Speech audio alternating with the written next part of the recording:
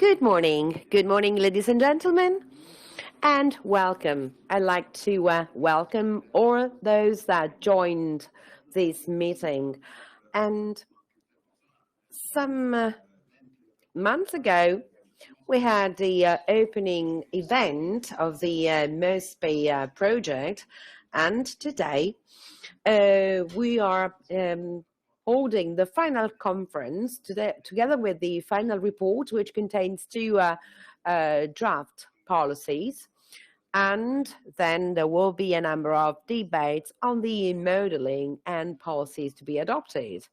So the first item that I would like to touch upon in my opening remarks is the possibility of taking stock of the project, which lasted 3 years, and which is positive at least for two main reasons. One, within our ministry, we always favorably accept the participation in a number of initiatives that allow to deepen the knowledge of international organizations and also to deepen the already existing relations.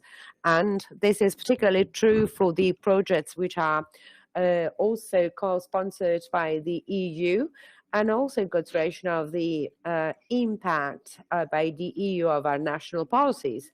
The MOSPI project contributed to intensify the relations with the international researchers and organizations, especially when it comes to development of models. And also the Tdym microsimulation models provided a particularly qualified contribution to the report for 2021 recently published by the Commission. And also the project also has an important national value. But the level of dispersion of income and wealth is something that we monitor together with other institutions. And this is a fundamental approach because the sustainability of public policies cannot only be considered and assessed on the basis of aggregated models and that are not considering the individual situations, and also the situations of difficulty. Hence, the possibility to analyze this phenomena has to be included within the activities of our ministry, and in particular within the Treasury Department, that has as a mandate also the analysis of public well-being.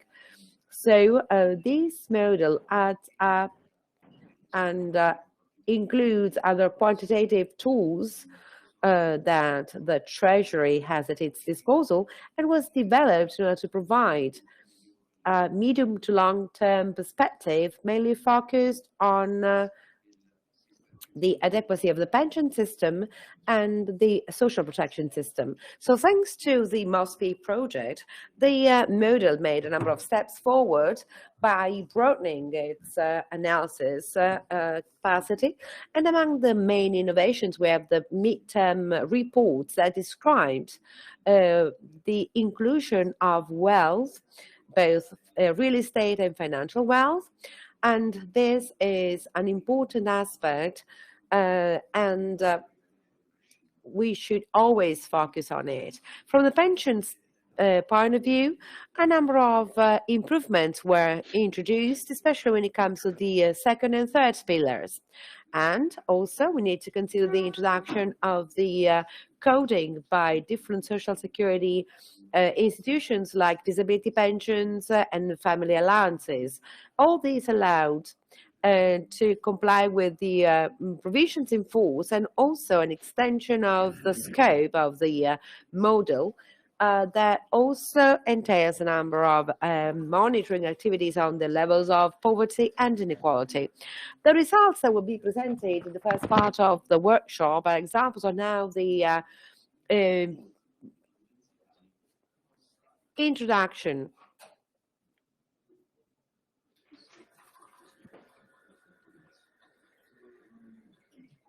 As I said, the introduction or the change of social security institutions may impact on some brackets of the population identified as fragile, and also by considering their income situations with a view to their future pensions. Then we also aimed at fine-tuning our tool aimed at performing these policy assessments. And the simulations presented today confirm the suitability of this tool, as it will be described during the presentation of the results, and the model allowed to assess the number of actions proposed by experts and stakeholders, including institutional ones, among the most relevant ones, and also 2 roundtables will be held, dealing with the characteristics of the models that are used and their interaction, as well as the possible evolution of the analysis and quantitative tools. And the second roundtable relates to the public policies when it comes to the policy options available for a changing world. So without coming to the core of the proposals analyzed today, we need to set a framework in order to correctly understand the use made of the model in order to make those assessments and evaluations. So the simulations have as a background scenario a long-term perspective characterized by a demographic drop and also unemployment rate which is not satisfactory, and therefore it's very low. And within this framework, the model also takes into account the discontinuity of careers, and this discontinuity also refers to the brackets of the population which are considered as the weak ones. So policies are developed according to a basic scenario that takes into consideration the labor market and also in consideration of the effects of the pandemic and also the momentum given by the digital technologies. Therefore, the simulations show the impact of the policies tested by considering the background scenario, which I summed up earlier on.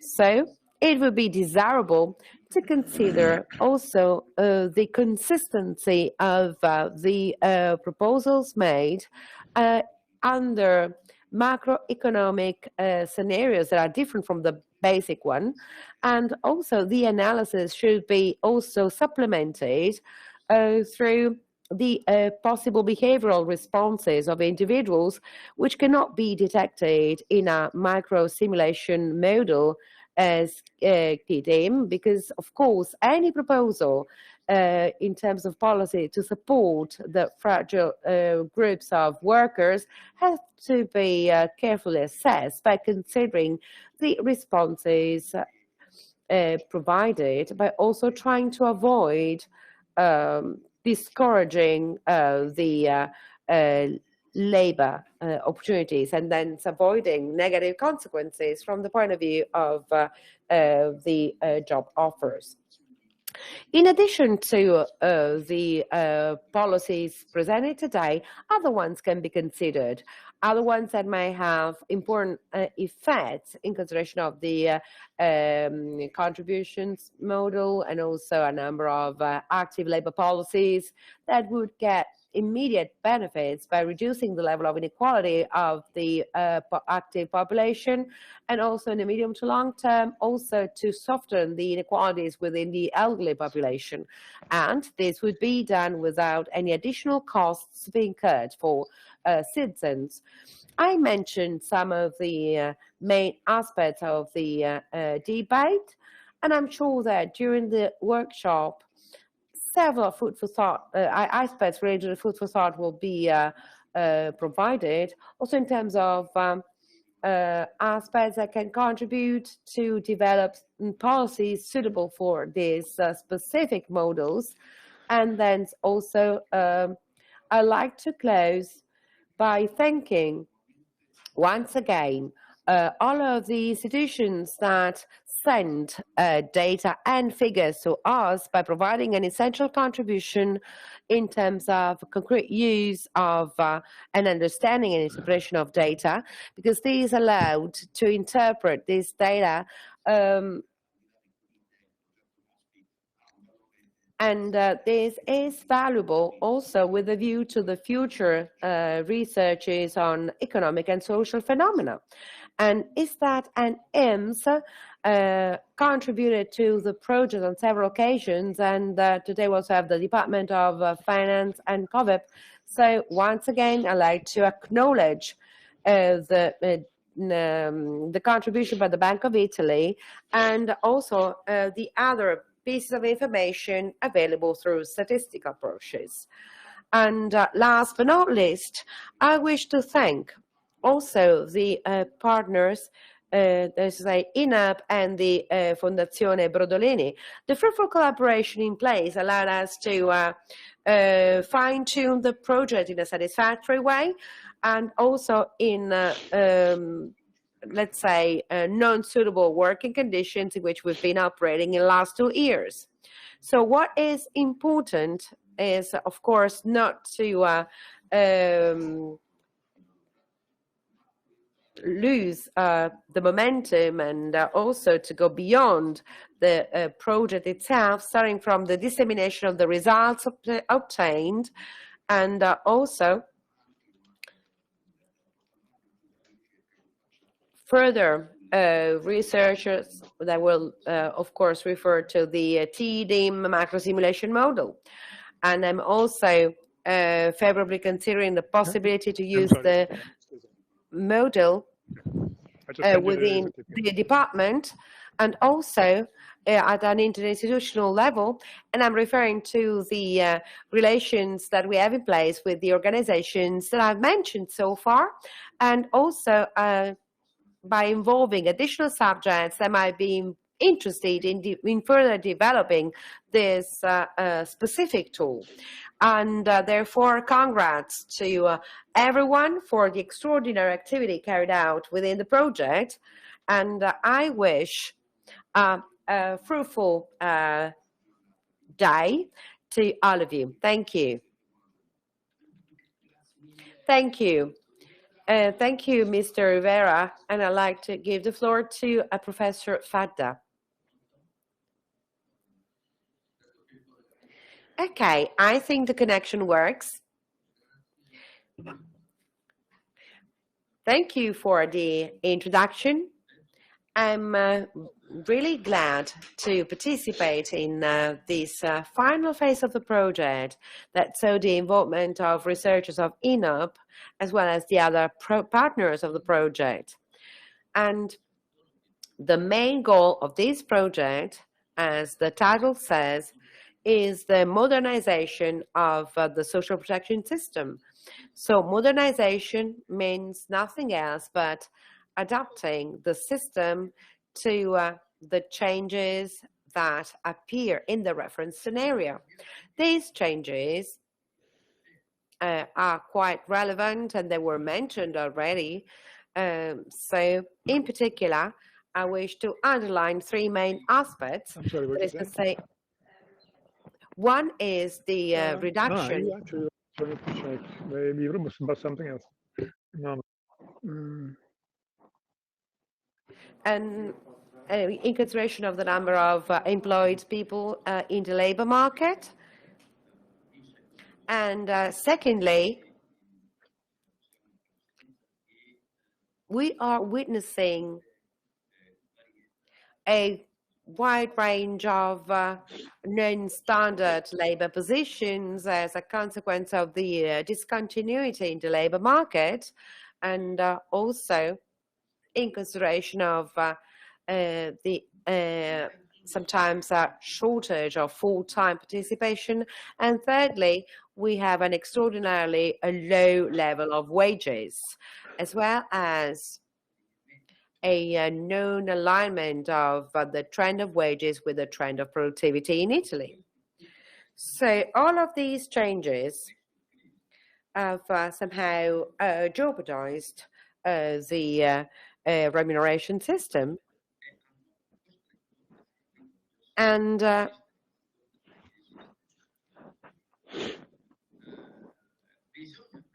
it is, however, necessary to stress that these phenomena that we've mentioned also put the contribution system to a hard risk under the point of view of social security, because the contribution system turned out to be somehow lacking, especially in some categories of workers, mainly due to the huge income inequality and also in the labor market. The system, therefore, had to turn to the specific contributions, but due to the inefficiencies in place, it was necessary to resort once again to the second and third pillars, that is to say,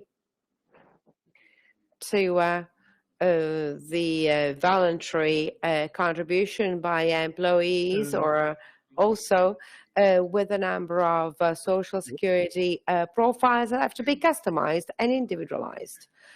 But also, well, this system turns out to be somehow not sufficient to face the challenges of the labor market, in particular when it comes to the labor discontinuity that turns into contribution discontinuity, and also impossibility for the weak portions of the population to actively develop and build up on the other pillars.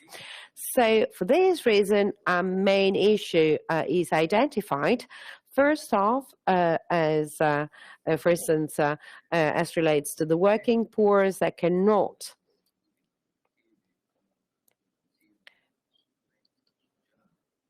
fully support their social protection, and also with a view to the moment in which they retire, and also pension funds are affected, and also the investment psychology and management of pension funds. Well, this has changed in terms of approach.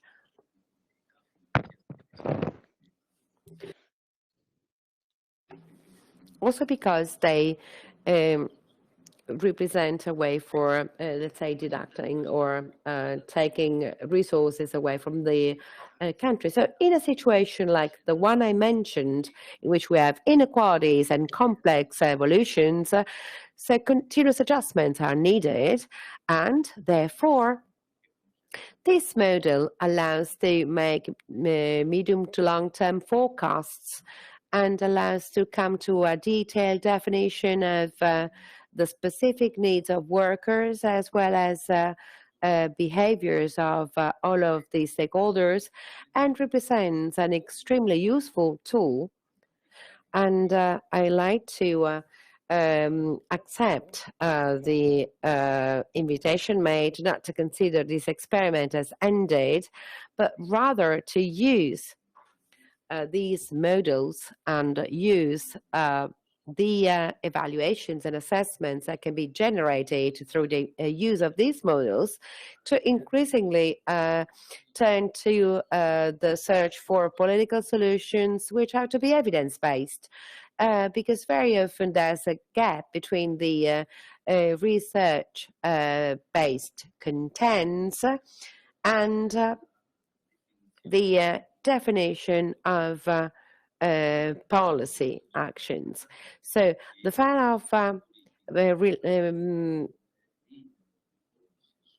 relying on the continuous detection of the main aspects of the economic and social situation is something that is allowed by the results of this research. So I believe, therefore, that our institution, INUP, which actively participated as a lead partner in this project, will take on the task of developing applications and use them also in adjusting the policies by involving a lot of subjects that have main responsibilities when it comes to the definition of the social security tools, and in terms of continuous updating and adjustment, also in relation to the evolution of the labor market and the economic scenarios. So I wish a fruitful conference, especially when it comes to the two round tables, one relating to the macro simulation models and the other one relating to the policy options. And as I said, I'm sure that there will be future occasions to continue to collaborate. Thank you. Thank you.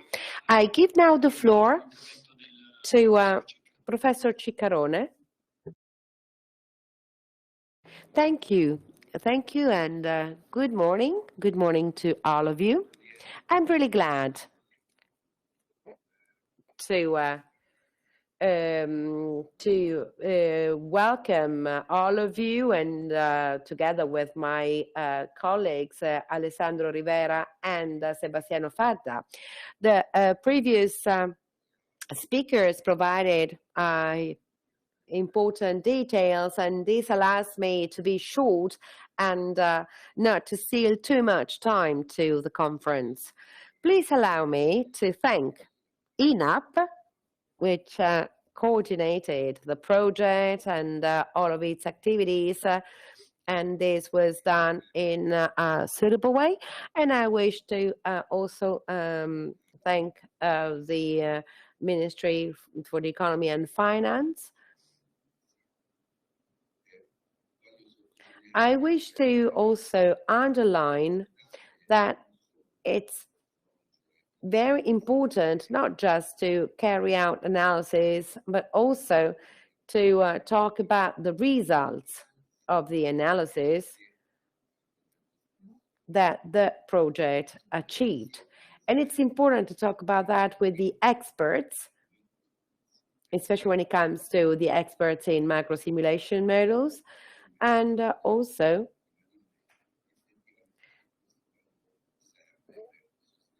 because this activity is important in order to support the policy choices and foster the development of policies, and also the policies that have to be used in order to face the changes in the labor market and understand the role of social policies.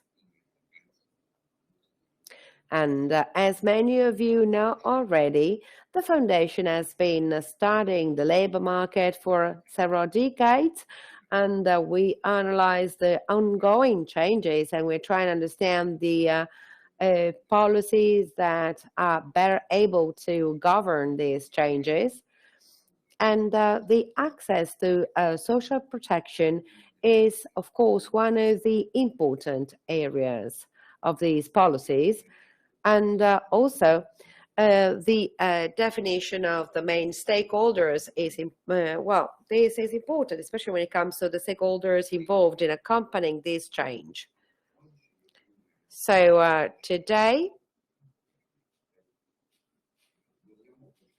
we intend to focus on the role of our data and models and their role in this analysis. So what can be used in order to increase the information available.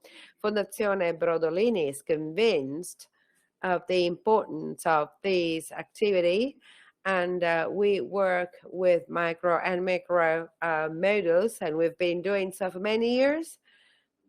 And we are particularly glad to share our experience together with the other stakeholders that worked in a fruitful way together. So As you know, this project was launched in 2019 as one of the initiatives that the Commission funded in order to support the European social pillars, and it focused on the need to promote the social security of all of the European citizens. Then a high number of citizens, as clearly mentioned by Mr. Fadda, well, many citizens are penalized by, for instance, low wages and unstable working conditions. So this has an impact on their social protection and social security situation. So the pandemic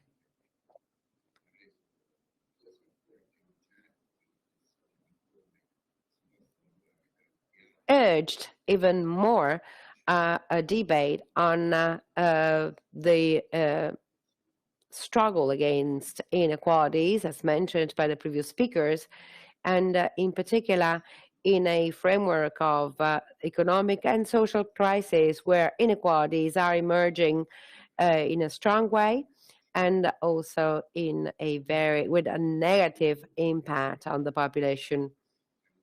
So the recent effects in the labor market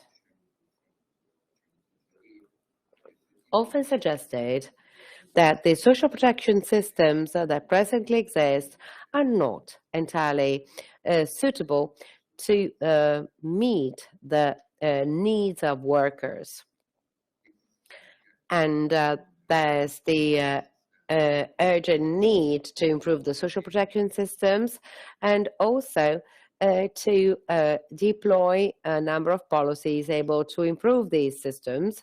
And in my opinion, this is extremely relevant today as well. And today we are talking about data and tools and methods and results.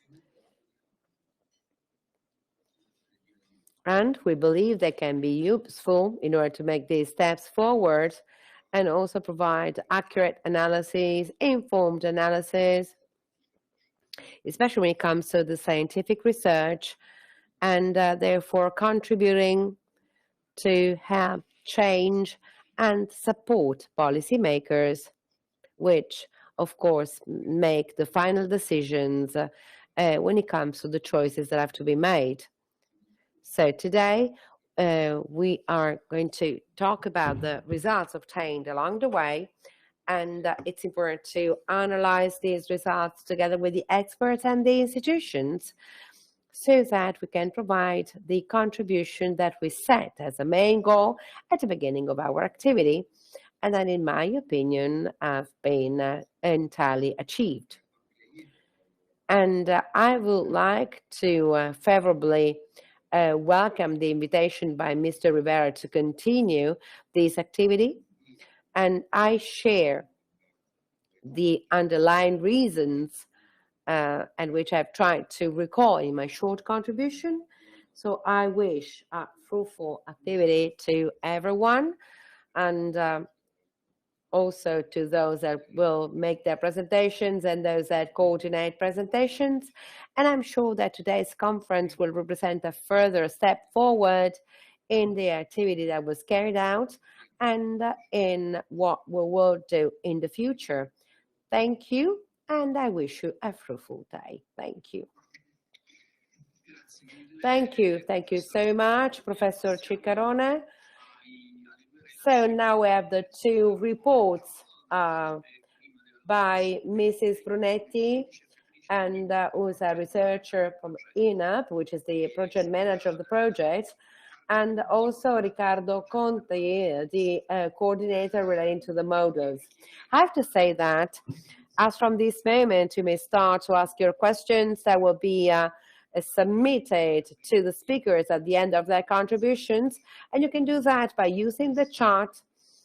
And those of you that don't succeed in asking questions, just have to make a refresh of the page so that it is possible to proceed. So now I give the floor to Mrs. Brunetti.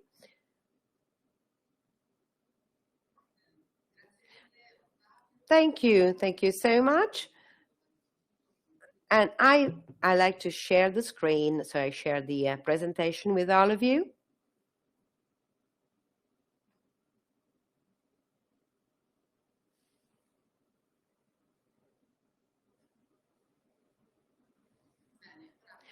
Okay, so before presenting the first part of the report relating to the policies and which represent the very last product of the MOSPI project, I wish to thank all of the speakers that accepted our invitation and that are here to discuss these results.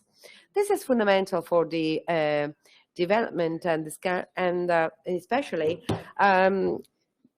we hope that this is going to contribute to the idea relating to the modernization of the social protection systems, a modernization that, as it was said already, shall lead to the development of social protection schemes that have to be sustainable in a period which is characterized by continuous transitions and also by the exacerbation of inequalities.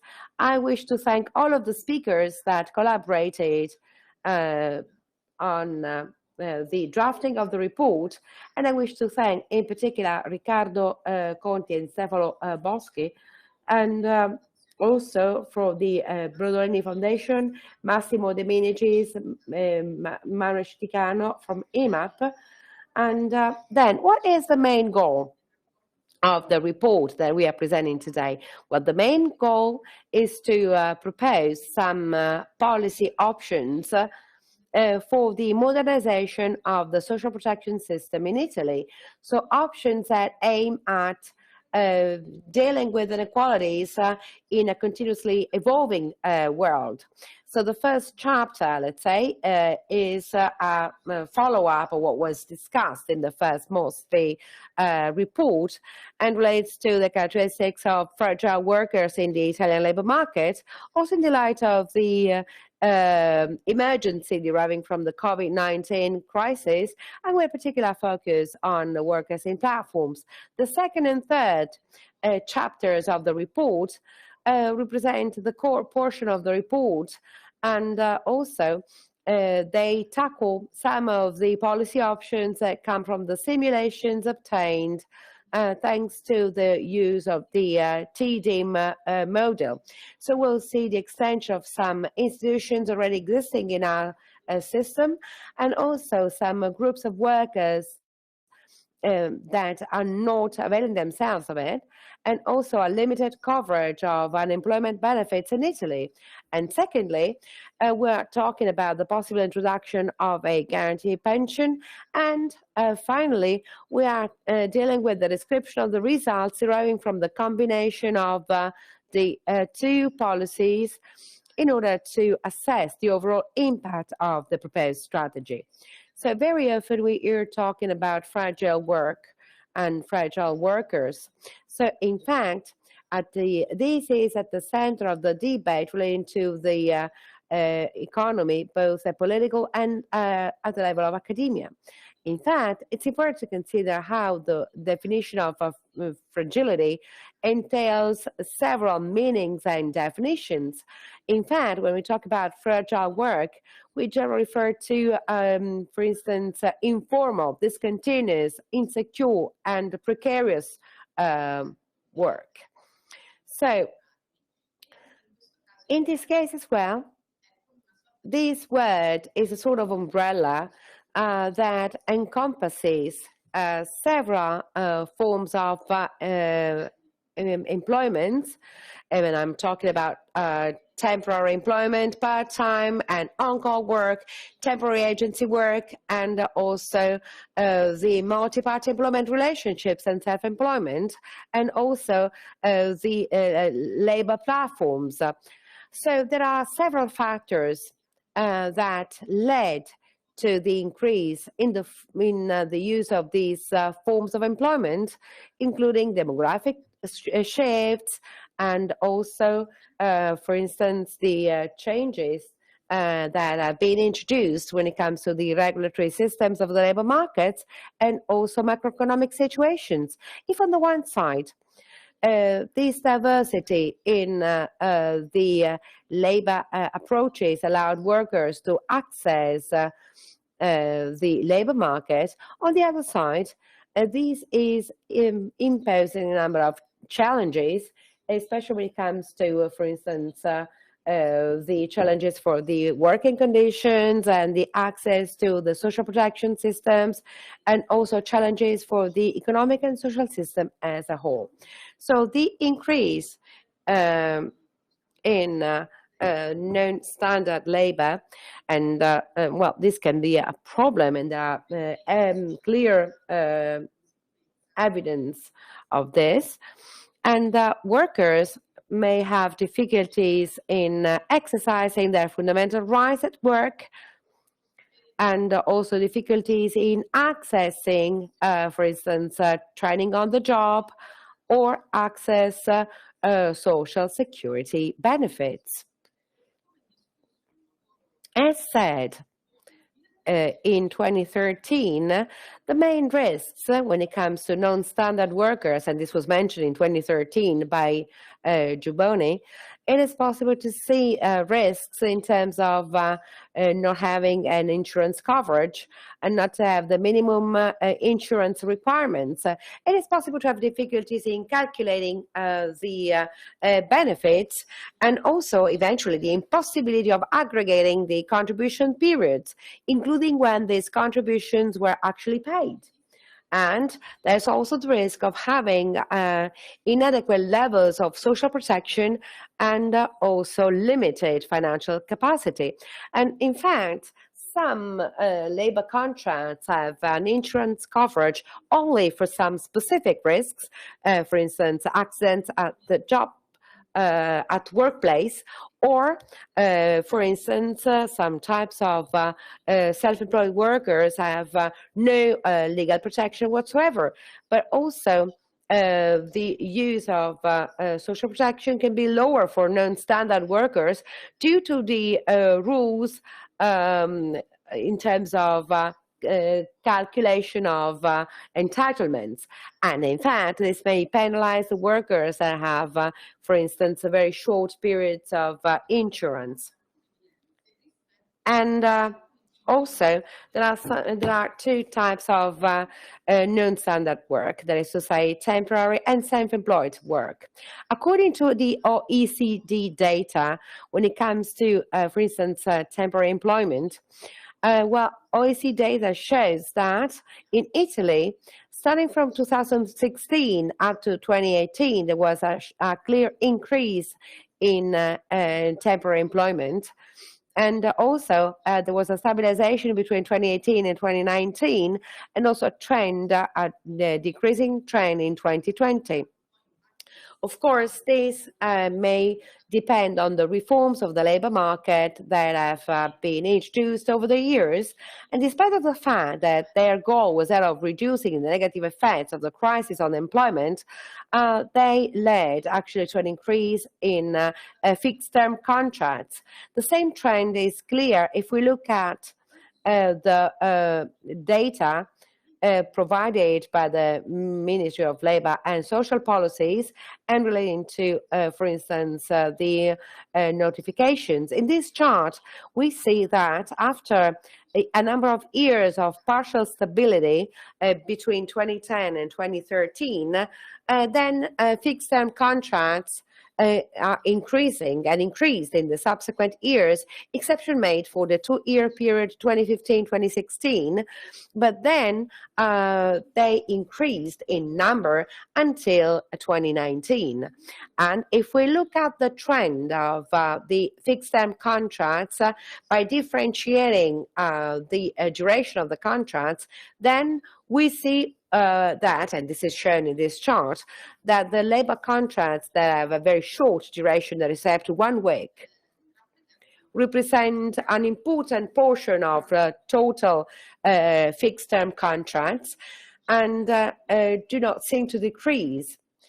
Then if we look at, for instance, the contracts up to 6 months, then in this case as well, starting from 2016, there's a constant and steady increase with a peak in the last month of 2018, and I'm talking about the yellow line.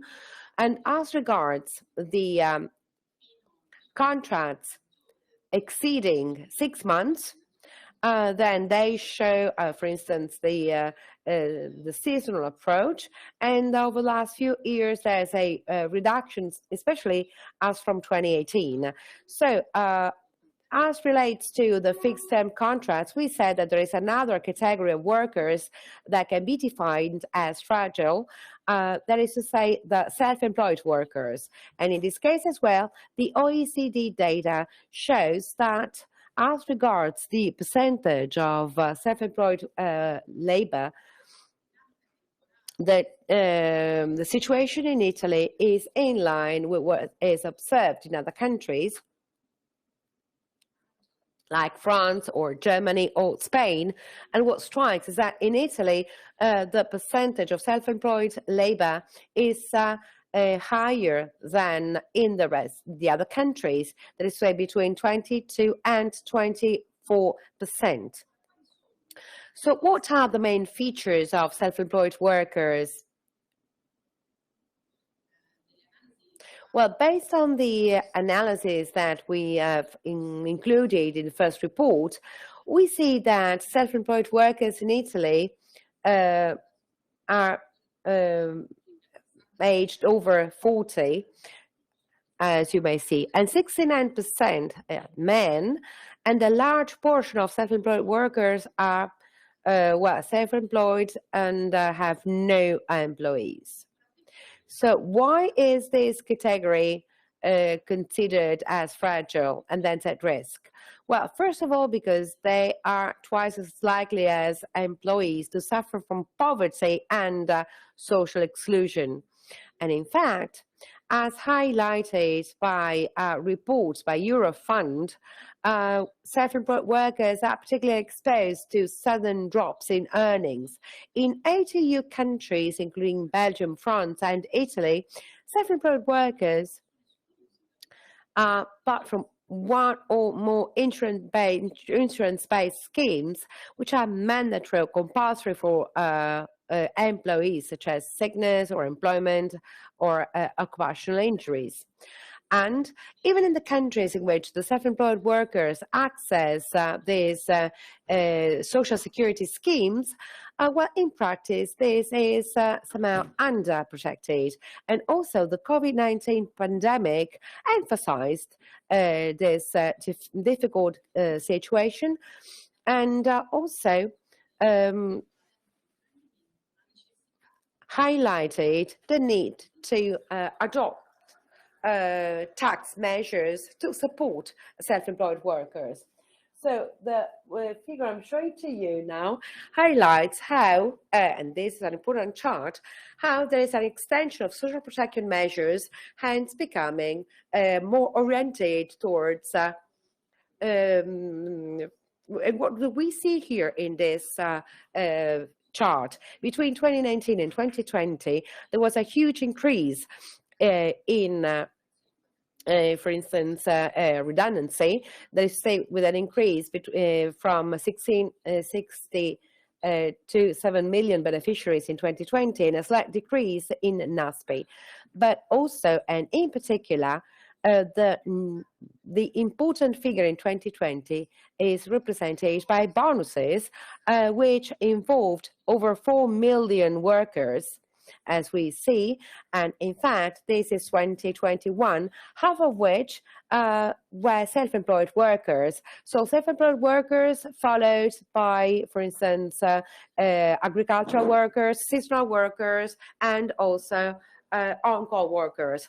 So this data highlights how the introduction of these bonuses, which did not exist before the pandemic, well, this is a temporary extension of the social protection system by involving those groups of workers, let's say self-employed workers and on-call workers, which is considered to a limited extent so far. So we said that the increase in this type of activity is also relevant when it comes to the reorganization of productive processes by dividing them into macro tasks, allowing workers to allocate the labor force also through a digital platform. And therefore, as to non-standard work, we're referring to the platform approach that we developed. And in particular, it is necessary to focus on what we mean by the platform economy. And this is just to explain that there are different definitions which are sometimes overlap and which do not always clarify what it means. If we consider in particular the classification proposed in 2017, we may identify 5 types of platforms, that is to say, the industrial platforms, the product platforms, advertising platforms, cloud platforms, and most of all, the labor platforms that in turn can be divided into 2 micro types, that is to say, online-based platforms and location-based platforms where work is actually carried out on-site and in particular with a highly localized performances in terms of time and space. And now the main difference between these 2 types resides in the possibility for the first type of platform settling, for instance, the provisions in force in terms of rights for workers and also strengthening their entitlements. So what are the platform-based workers? Based on the INAPLAS 2018 research, we saw that these platform workers are, let's say, mainly men with a higher level of education, and they also have another employment, and they are part of households that are not able to deal with unexpected expenses, so fragile households. So as I said, there are some participants that have another employment, but also those for which the platform work is the main employment. If we look at the type of contracts with which these workers perform their activity, we see from this chart that 42% of platform workers state they carry out their activities only on the basis of informal agreements.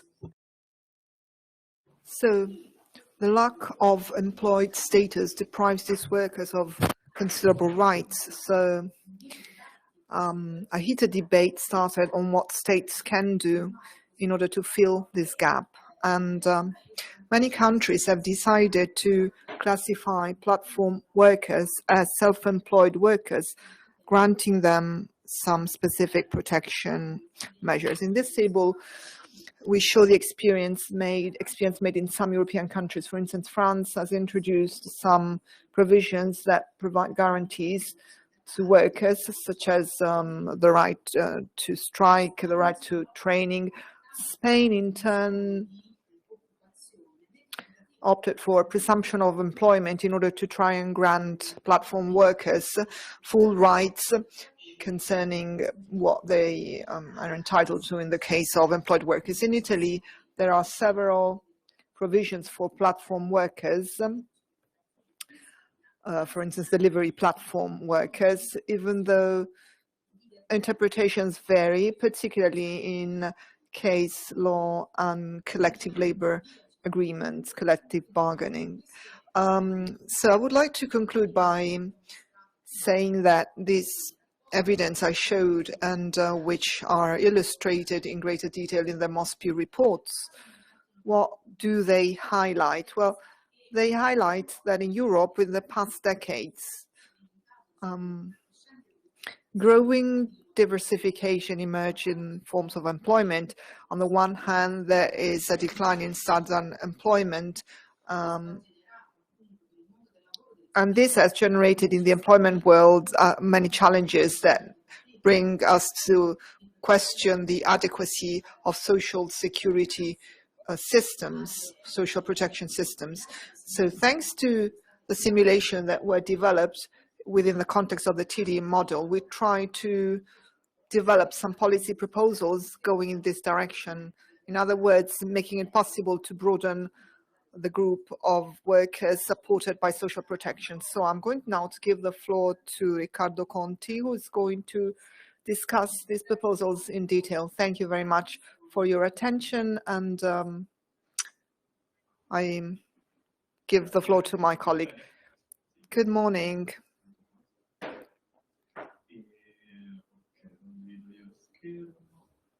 I'm going to share my screen. So here we are. Thank you again, and welcome to everyone. Welcome to all participants. My name is Riccardo Conti. I work for SOGEI, and I'm a consultant at the Treasury Department.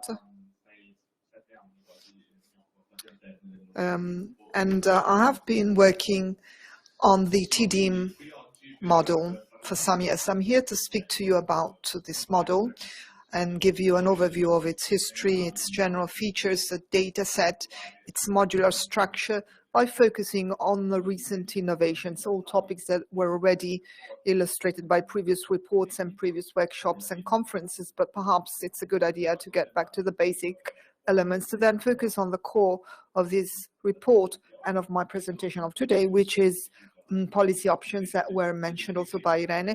We will describe them and we'll discuss the most interesting results. So what is TDM? TDM is a dynamic microsimulation model, which is particularly appropriate for medium and long-term projections. Within TDM, socioeconomic events occur according to conditional transition probabilities that are estimated externally on our micro data set. In addition to microdata, we also use some exogenous elements to align certain demographic and macroeconomic dimensions. So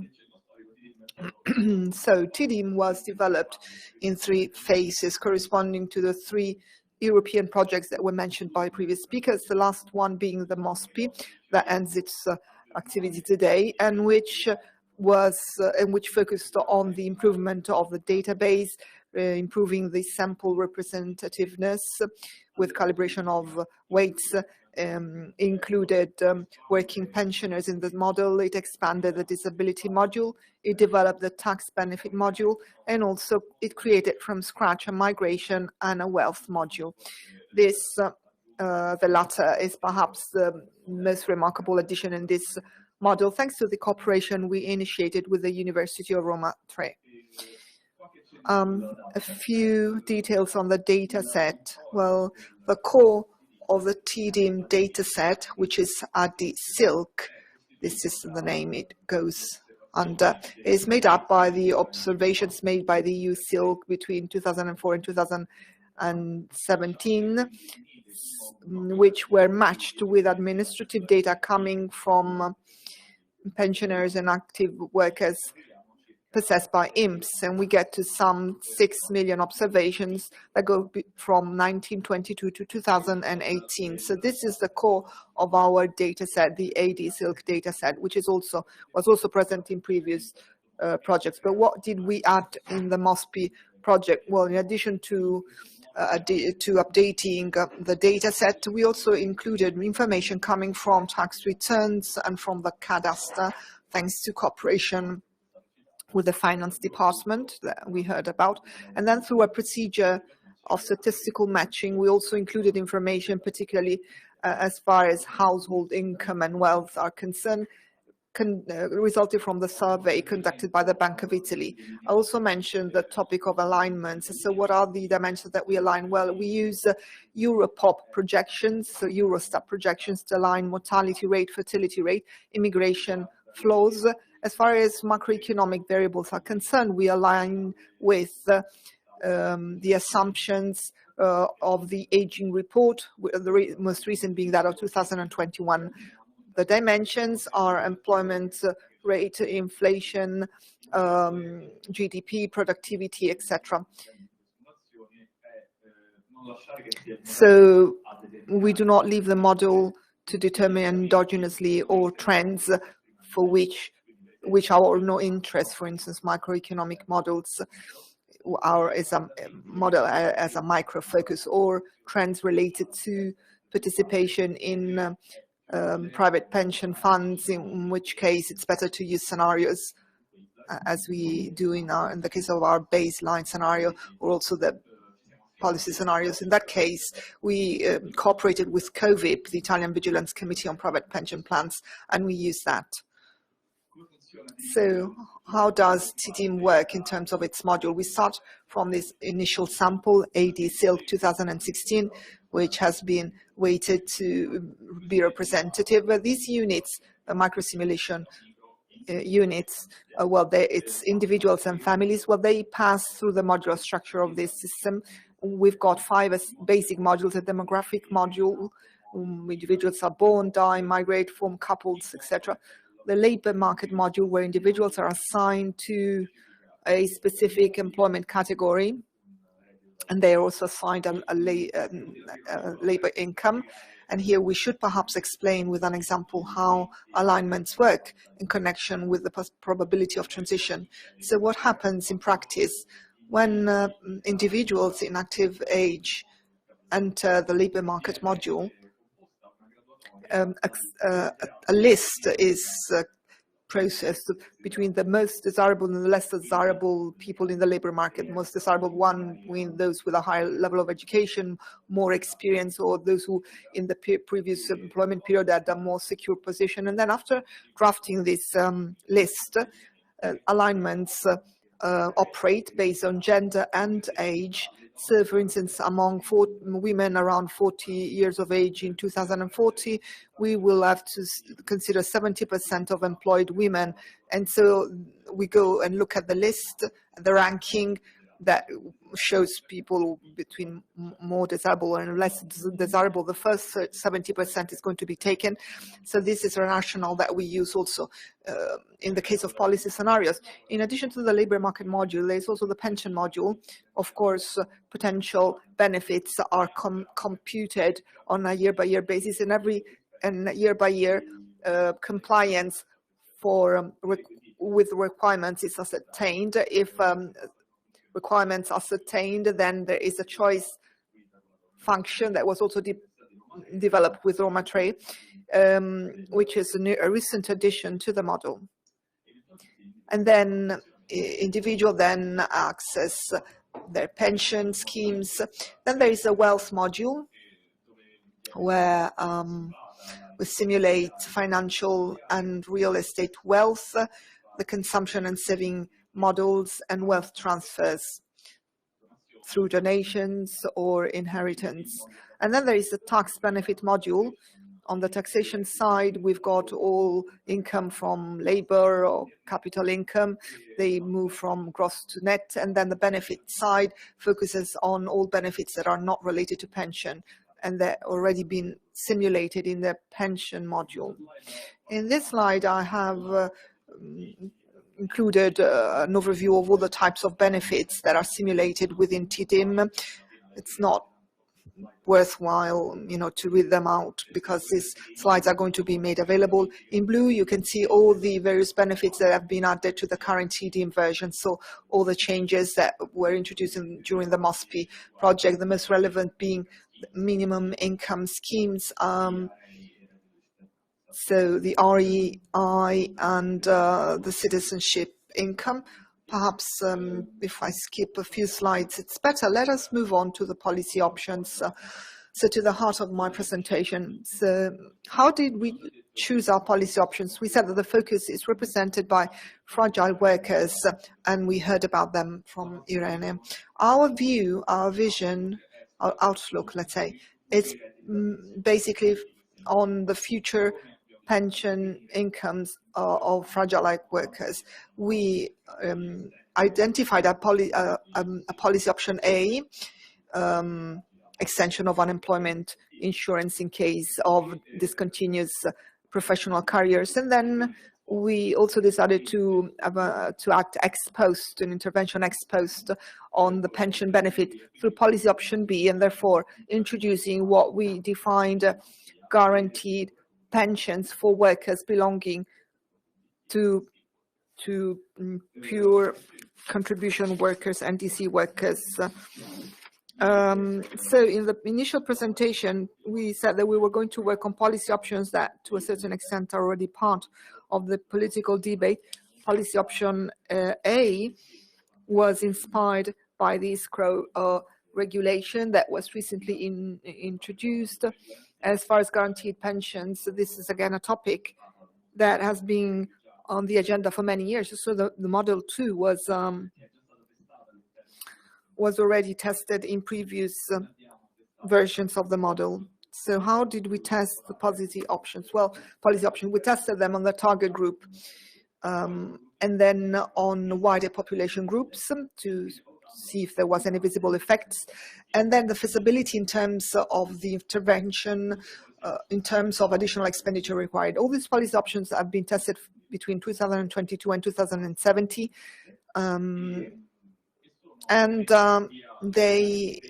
They show a baseline scenario and policy scenarios, and they adopt the same set of alignments. So the hires in the aging report of 2021, Tdym, as the greatest majority of dynamic market simulation models, does not simulate behavioral responses. So the observed effects are, so to speak, first order effects.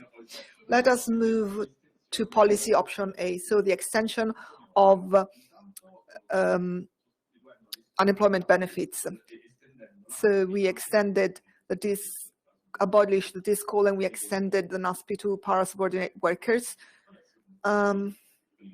what we call co. So what changes? Undoubtedly benefits last longer, because NASPI has a time limit of 24 months, while discall 6 months only. While discall does not pay figurative contributions, the NASPI does. So these are two improvements in the policy. This portion of policy A is the one that has the least impact concerning its target group. In 2016-17, less than 1% of unemployment benefits were discall benefits. So it's an equity measure, but to start with, we know that its impact is going to be rather limited. The greatest innovation is represented by the introduction of this unemployment benefit for self-employed workers, which we call ISCRO 2.0Y, because we drew inspiration from ISCRO 2.0, the ISCRO of 2021, which the benefit being between 250 and 800 euros for maximum 6 months, depending on the income, and a duration that is limited, so it's less generous as NASPI. Unlike ISCRO 2.0 is addressed to all self-employed workers, while ISCRO is only for those who have a VAT number, who are under the separate management of IMSS. ISCRO 2.0 operates for the entire period 2020-2070, while ISCRO is an experimental measure that was introduced only for 2021 to 2023. There are no expenditure caps, and here too figurative contributions are paid out. Now let us look at some effects so that we can show some figures. So first of all, under policy option A, the number of recipients of unemployment benefit is being extended by 3%.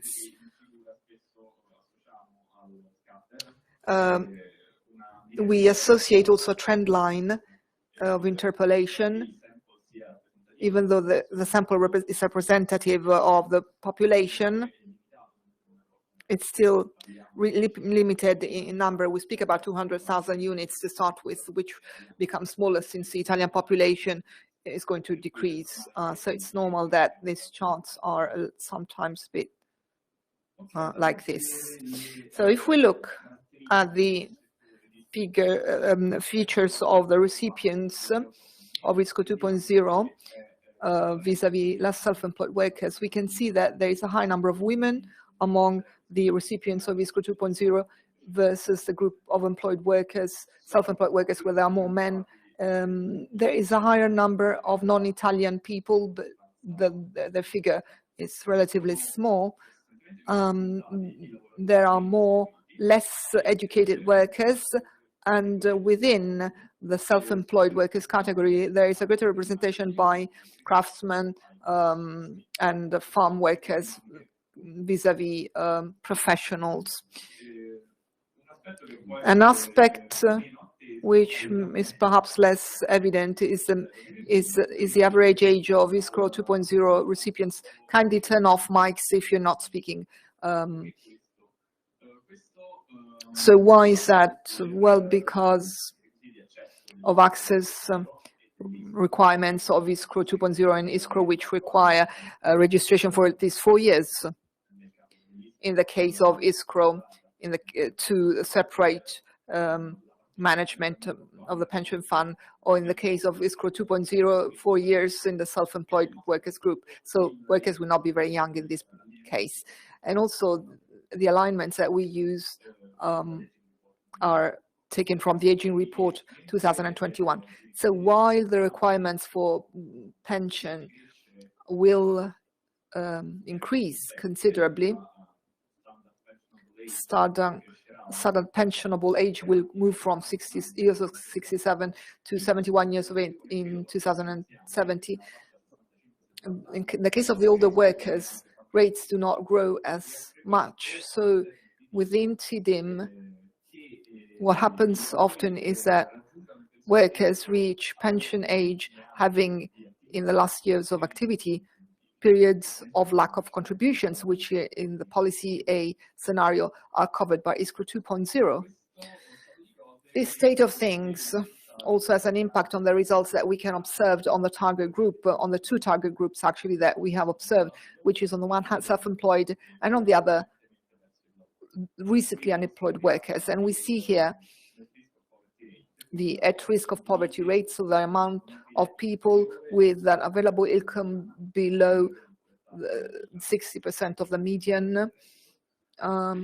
And we see that the effect of policy A is rather limited because ISCO has a rather low amount, but it's particularly evident at the end of the simulation where the risks of unemployment for elderly workers, that was mentioned before, is higher.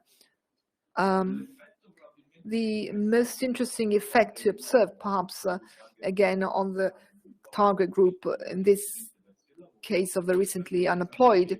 So the most interesting effect is on inequality indicators. Here we've got a number of indicators that we have in the report, and we see that the indications are always the same. So what do this chart tell us? In the policy A scenario, as expected, inequality between those who have recently lost their job is lower, because today self-employed workers have access to some kind of unemployment benefits. As far as effect on expenditure is concerned, to the left we see the comparison between additional expenditure of ISCO 2.0. Values are at 2021 using the nominal GDP growth rate. They are discounted. Compared with the total amount of ISCO 2.0, in the sense that according to the regulation, in the case of ISCO recipients, then extended to ISCO 0.2 recipients, it shows that there's an additional contribution equal to 0.20% in 2021, 0.51% in the other years. So what do we see here? Evidently, additional income is much higher than additional expenditure. So if ISCO were to be extended to all employed workers, self-employed workers, and not limited to VAT workers, the additional rate would be too high. and it would generate a surplus. If we look at social expenditure, we see that the impact of policy A is very limited, and it's in general a policy that is not very expensive, and that in addition, the introduction of ISCO 2.0 produces also some replacement effect with other institutes, and we see, for instance, that the expenditure for the citizenship income is lower. It's lower by 0.4% on the entire horizon, so the decrease is very limited because the two institutes have got different targets, but still, because policy option A is not very expensive per se, and their placement effect, the overall impact on expenditure is very limited, some 0.5% over the entire horizon. I now move on to policy option B, and I hope I still have some 10-15 minutes. So policy option B requires, has to do with the introduction of a minimum pension for NDC workers in line with the computational logic of the underlying scheme, and we call this guaranteed pension. So what do these computational schemes do? Well, they promise actuarial neutrality in theory, so the correspondence between the contributions paid and the benefits received and the sustainability of the system, while burdening contributors, workers, with two essential risks. So the risk of individual performance in the labor market, so poor careers will result in poor pensions because the system is of the insurance type, and a systemic performance risk when notional returns on contributions paid in the Italian system are set equal to the 5-year moving average of nominal GDP growth, so the performance of the country overall. As far as the first point is concerned, there is a phenomenon of working poor. So those who work who, however, had an income which is 60% less than average median, the median value. We see the quota working poor in the baseline scenario, and we see that the younger workers are affected by this phenomenon throughout the simulation. As far as the chart to the right, we see the performance of the country. We looked at nominal GDP growth rates, baseline scenario 1996-2020, and we can see that the performance of the country, even though projections are still at 3% growth rate between the first year of entering into force of the contribution-based system to the present day, but also in connection with the next 20 years. Cases of nominal growth above 3% are more the exception than the rule. So what does policy option do? Policy option B do? Under policy option B, the policymaker sets to relieve workers of these underperformance risks at the individual and systemic level. So how is this achieved? Well, guaranteed pension is still something that depends on the number of years of contribution and of life expectancy at retirement. But for every year of work, to calculate the guaranteed pension, instead of looking at actual salary, a minimum salary is considered. And instead of the notional return rate, a minimum return rate is considered. These two parameters were set by ourselves in an arbitrary way. We can do all sorts of tests by changing these parameters. For the minimum salary, we have set it at 15,000 euros in 2015, which is 60% of the median income according to IMSS data. This is a value in 2015, so the year that is not included in the simulation. It's our baseline year. And this is updated with the nominal GDP growth.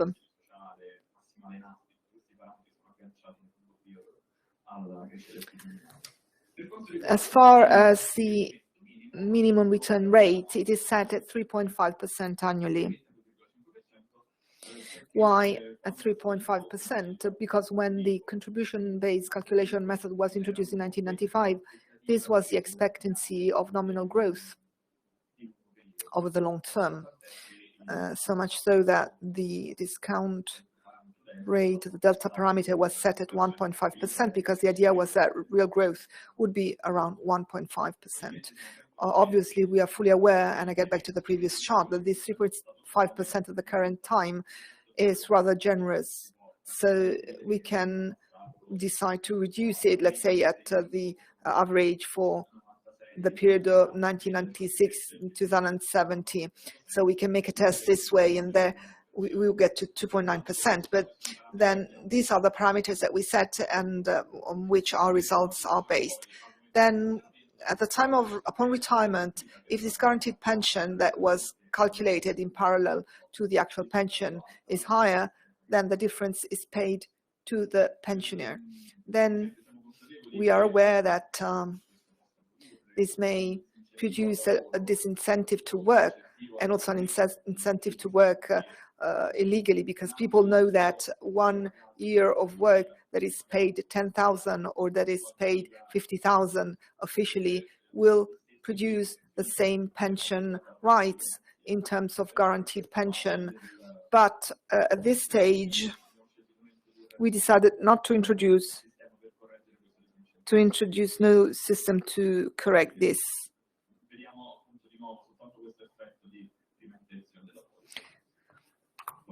So what do we observe as an impact on the amount of pensions? Let us now look at this parameter, which is the relationship, the ratio between gross pension and the minimum benefit ratio, which is something that we also used in previous conferences and in previous reports.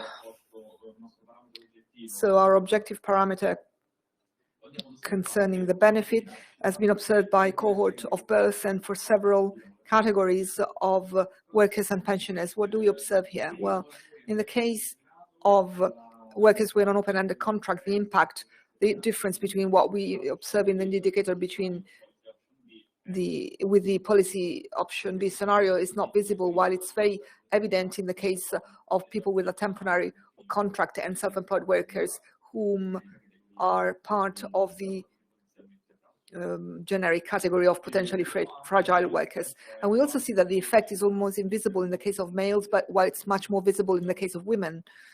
And we also see that if the effect is almost invisible for people with a university degree, it's more visible for people with a lower level of education. Effects are also visible starting from the 1970s cohort, because again, the benefit is for the younger cohorts. So the pensioners of the future, those who are going to retire starting from 2035, more or less. So what do we observe at the level of replacement rate? Well, replacement rate ratio between the last salary and pension amount.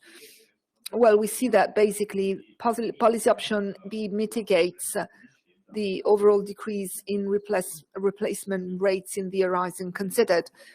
We've also seen that, but we see that, again, women suffer the stronger impacts of policy option B.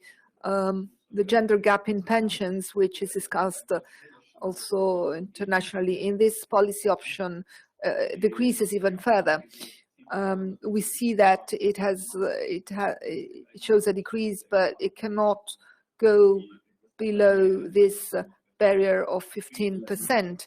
Here, it seems self-evident, but in fact, perhaps it's appropriate to make a comment. Riccardo, you have got 5 minutes left.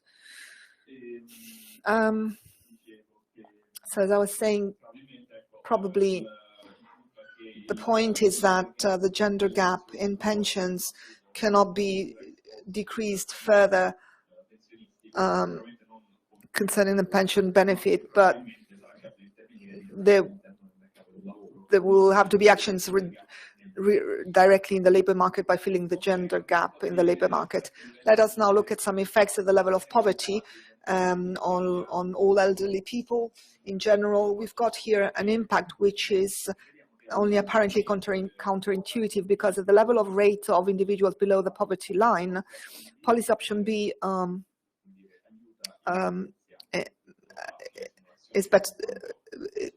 is better for elderly workers when most pensioners fall under the contribution-based system. But at the level of the poverty gaps and poverty intensity between the average income of those below the average and above average, the policy option B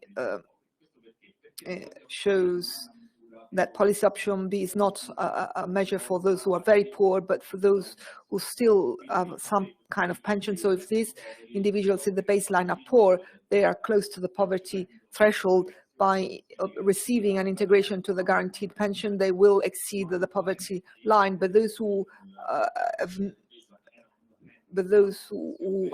have no pension are not impacted on by policy option B because they have no pension rights in the first place. So they become even poorer.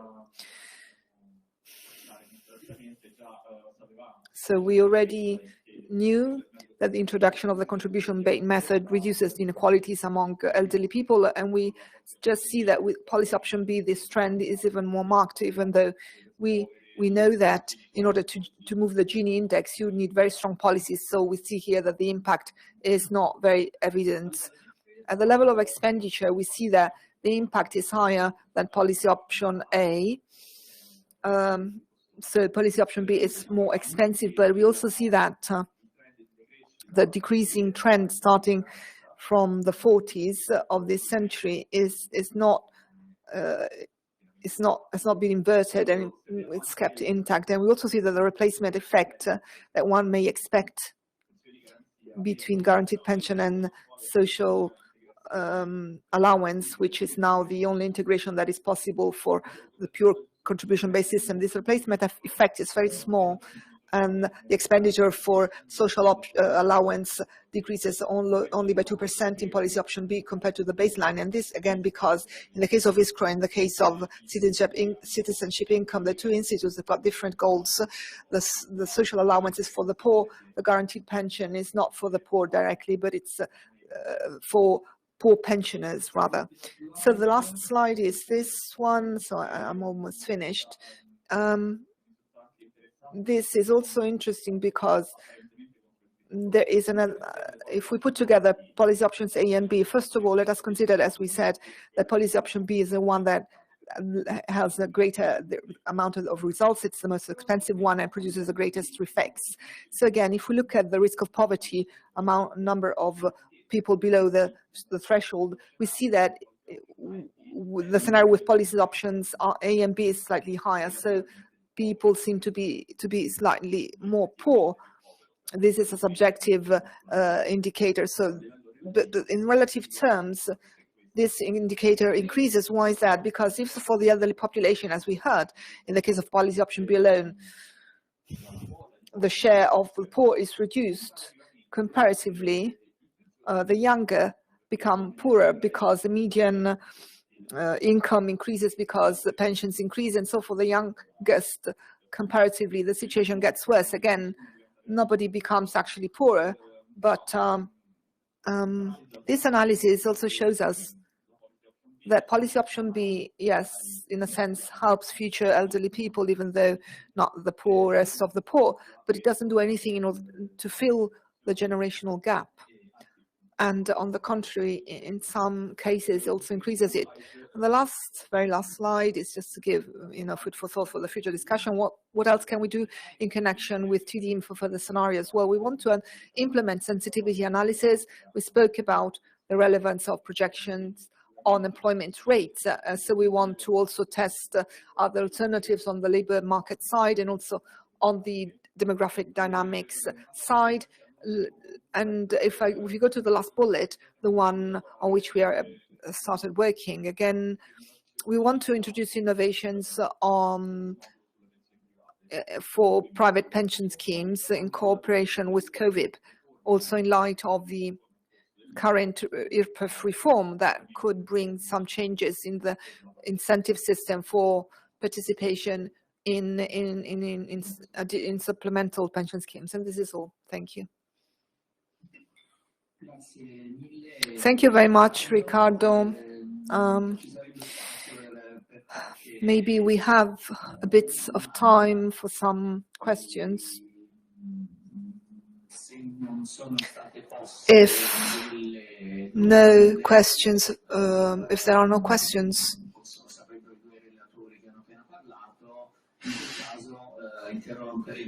we could stop and take a break for 15 minutes. And then we can get back at 11 sharp.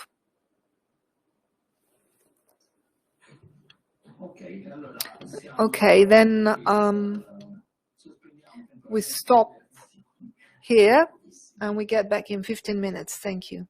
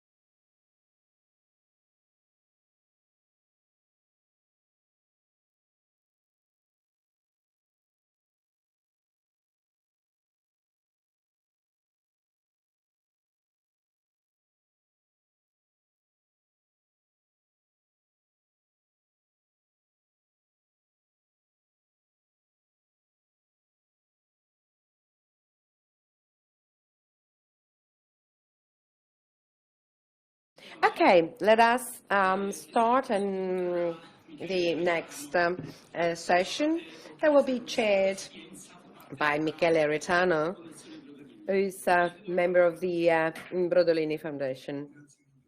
Thank you. Apologies for my voice, and this is the reason why, due to my voice problems today, I will just act as a chair, not speak too much. And the title of this roundtable is, as we can see, the microsimulation models means to test policy options, and there will be 5 representatives of institutions that work also in the framework of these activities, and we'll try and identify how these microsimulation models can be useful, and also to what extent we may also think about going beyond the gender representative models, and also in consideration of the various aspects mentioned this morning, it's important to consider what happens along the distribution, so both now and in the future. So there will be 5 contributions in this roundtable. We are not following the alphabetical order, but actually we are going to have Gianfranco Santoro, the Italian National Social Security Institute, then Alessandro Solipaca, and then Paolo Sessiso, Bank of Italy, and then from the Department of Finance, there will be Maria Teresa Monteduro, who is the Director of the DG Studies and Research.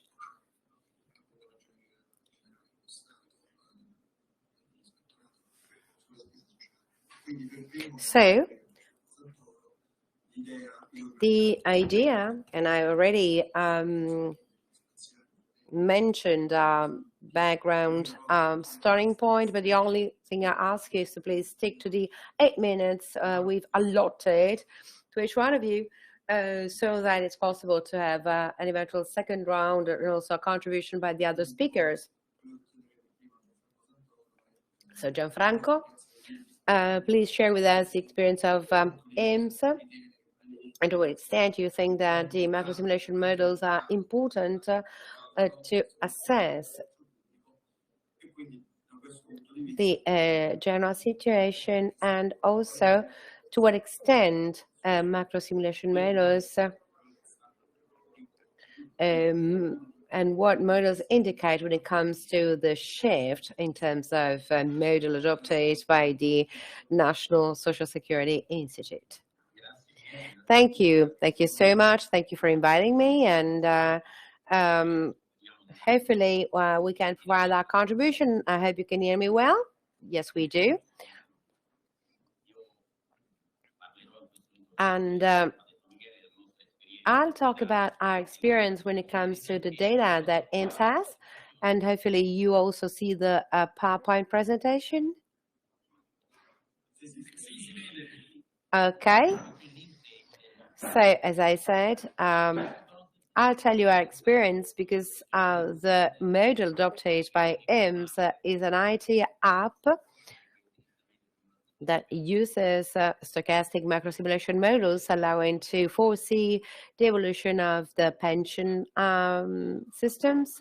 We start from a sample of our people, and we also make a number of financial and demographic hypotheses, and we identify, for instance, and assess the main activities up to a maximum period of 60 years. But the experience of IMSS started a while ago, and this is a first experience we launched in 1989. We already had a first macrosimulation model, and projections were up to 2010. So the use of this model is then, of course, also in consideration of our specific rules, and also in consideration of external characteristics like financial impact for for instance, requests made by the Parliament, and also, for instance, the database that we provide with aggregate data.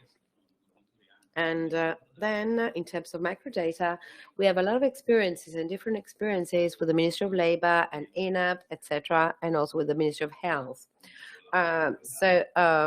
Because as you may imagine, the wealth of the information we have is such that any model needs to consider this data as well. The main aspects entail, for instance, a sample of the retired persons and of the insured people, the technical basis, and then the events, and of course the regulatory framework, and also the type of simulation that we have. So I like to make a focus mainly on this part, because then I'll try and share with you some remarks, because we have 11.5% of the total numbers of IMPs, that is to say, the people that interact with the institution. And of course, this information also links to the other information in terms of contributions by people and the insured people, and also, for instance, the insurance seniority, and also especially when it comes to the period back in time. And we make simulations summarizing the contribution and history of people, and then we make a calculation of future pension, and also the calculation of the pension spending. And a similar sample exists for the retired people. But the main technical bases include, for instance, a number of activities, including, for instance, the GDP and the inflation, and also early retirement, what type of pension, and also the demographics like death rate and the likelihood to become disabled. So the economic projections are derived from the official documents we have, and also on the basis of the Conference of Services for the Long Term, and in particular the one that defines the criteria for the drafting of the main eligibility criteria. And then the model is a multi-state model, and it entails a macro simulation with the Monte Carlo approach.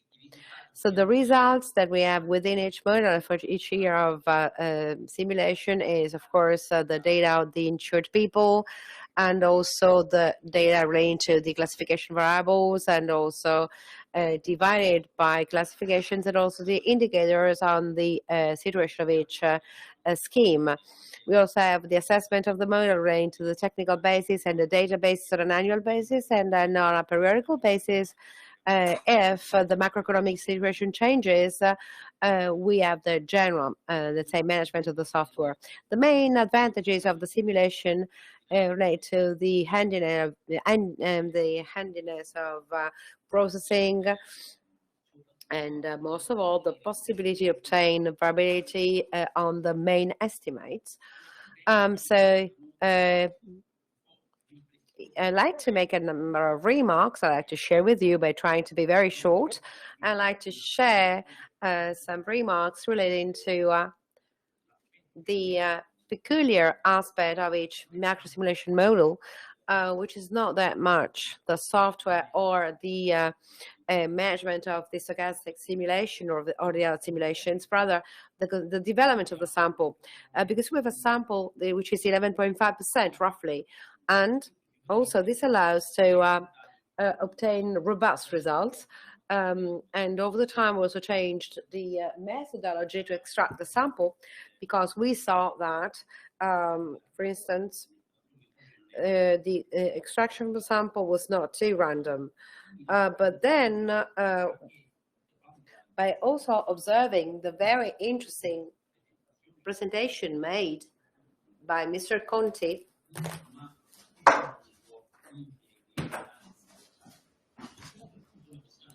It is important for us to consider what is the size of the sample. What else the size of the sample be? Just for instance, if we need to consider that this is not a general topic. For instance, I wonder whether this sample, if we get an assessment and people may benefit from such assessment, and then I wonder what is the variability of the results and how this may impact on the analysis. And then I also wonder where it is possible to push, let's say, when it comes to these simulations, and also with these remarks. And I still have another minute left, and I'll try to give an answer to the suggestion made by Michele, and mainly relating to how we are actually developing our models in the light of the change of contributions. And in this case, this is a rather negative note because we actually made a number of reforms like Quattrocento and several other issues. But unfortunately, and this is what I say, we were rarely asked for something that relates to the future of generations, because all of the contributions are linked to a mixed system, and we've always worked on this part by devoting a limited attention to the contributions because it is essential, and especially in your, let's say, simulation, the simulation made on the pension, we need to identify how, for instance, the working career workers is developed, because it is fundamental to understand what are the shifts in stages, and also what allows us to develop in the future a real career of these workers. So the guarantee pension also in some bills I saw relate in particular to the evolution of these workers, and it is clear that the model shall be let's say more fine-tuned, and that we need to work far more than we did so far.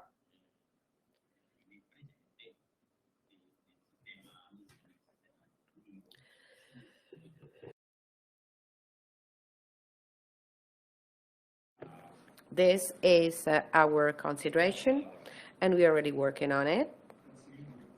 Thank you. And thank you for your clear contribution. And now Alessandra Solipaca, representing ISTAT, and then the suggestions made by ISTAT in terms of data providers, and also we need to understand for instance, your idea on how to improve the statistical information to, for instance, assess the pension system. And I'm thinking about a number of surveys also to consider the participation in our activities, and also the perception that is made. And also, this is something that ISTAT actually made in the last few years.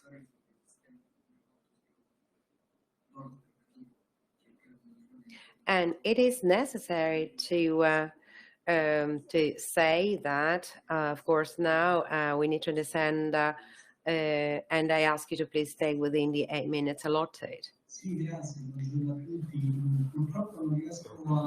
Unfortunately, I don't succeed in switching the camera on. I don't know the reason why this is happening, and I hope this is okay anyway. Yeah, we can hear you well.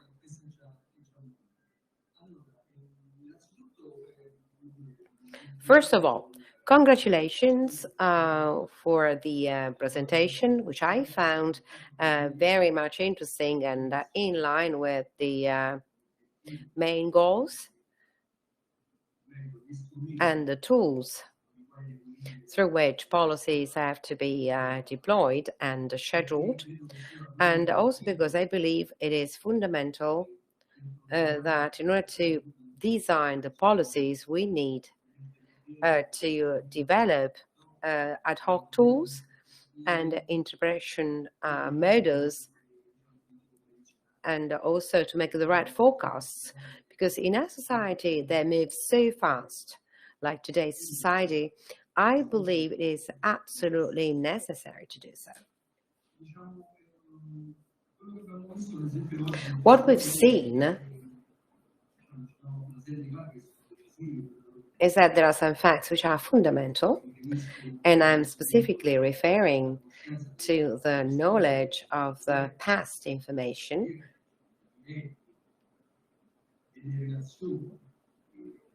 and also it is necessary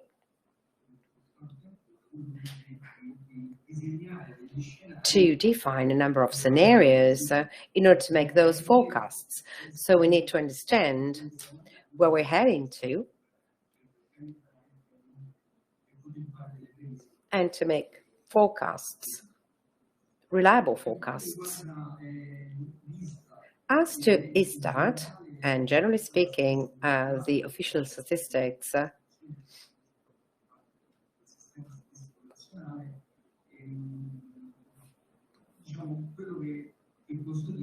what I can say is that there are two fundamental pillars that the statistical information is based upon. One is the statistical surveys, that is to say the samples, and the other one is the polarization of a number of administrative archives. So these are two instruments and two pillars that have their own peculiarities, and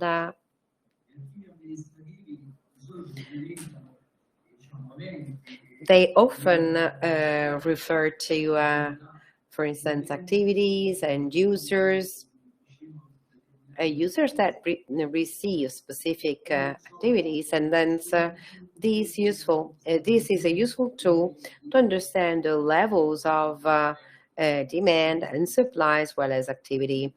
And on the other side, this helps us understanding the relations between the phenomena that we identify, and also they'll help us understanding, for instance, the behaviors of these people, and also to identify some reasons leading to these behaviors. And of course, this is absolutely important to define the scenarios. So the same activity also entails other approaches, and in particular,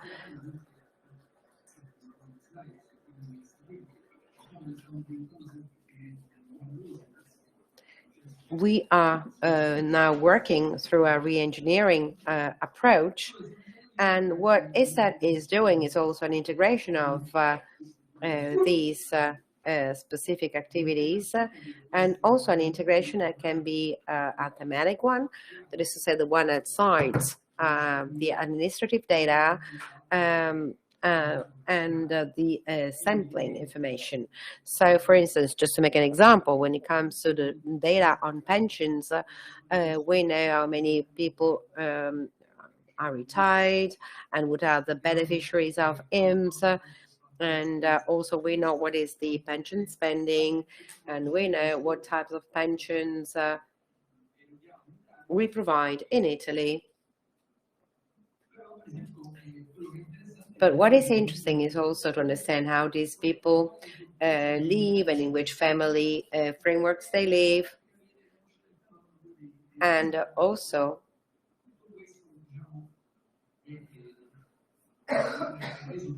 this is possible thanks to the integration of administrative and statistical data. Then we may also consider a stricter approach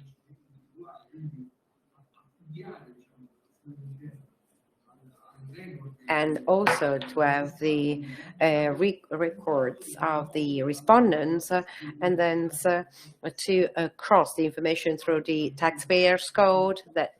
It's important to check whether someone is actually retired, and then to see how this person lives and what is the contribution that the pension provides in terms of overall wealth. So this information is absolutely useful, and also for the purposes I mentioned before, that is to say, to define the scenarios, because one of the topics that is more important and relating to pensions is the kind of, let's say, foreseeing what people will do and what choices will be done. And also in terms of, for instance, the quota 100 approaches or any other forms of early retirement. And how can we decide what they will do? We need to understand, also based on their behaviors and through ad hoc surveys, what is their vision, and also what are the choices that can be done and what are the choices made by these people. So I know that there are some experiences mainly relating to the sentiment of people. And I'm relating to, for instance, the one by the Bank of Italy, but also AIMS made a number of experiences and tests from this point of view. And also there's a portal which is called La Mia Pensione Futura, My Future Pension, which is a tool to understand what the expected pension will be. And also some pieces of information are asked, hence by trying to understand what the behavior of that person will be in the future.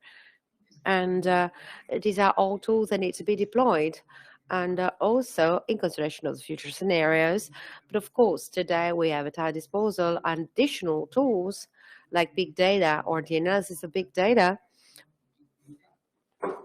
And for instance, also is that using these approaches, but also the social mood, so through which we perceive, for instance, the behaviors of people and the attitudes of people by sharing out of the, for instance, the conversations made through Skype, and then it is possible to identify the main, let's say, approaches of the population when it comes to the social aspects, and pensions is one of these. So, of course, it is rather complex as a procedure because we have to weight in the best possible way all of the aspects that need to be taken into consideration. But what is sure is that when it comes to the willingness to retire, well, maybe this is a complex tool, but it's worth to think about it. And also because these tools are very important and innovative, and it's worth, thinking about that. But if you go back to the administrative data, we have, for instance, the registration of events that have already happened, so they cannot give us any projections relating to the future. But through this data, if we succeed in understanding, for instance, if someone has retired on the 1st of October and was aged 67, if that person retired earlier, it means that that person made a particular choice. Maybe that person chose to have a lower pension. So through this information, we try to understand what is the profile and what is the factor that determines choices.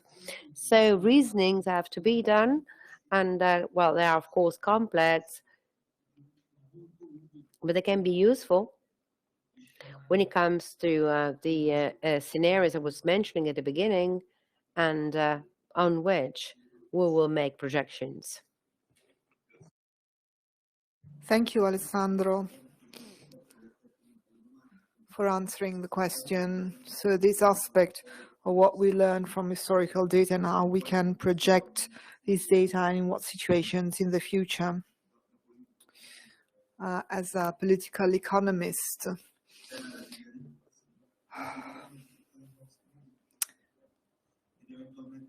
I agree with what you said. So this is the topic that I would also like to ask the other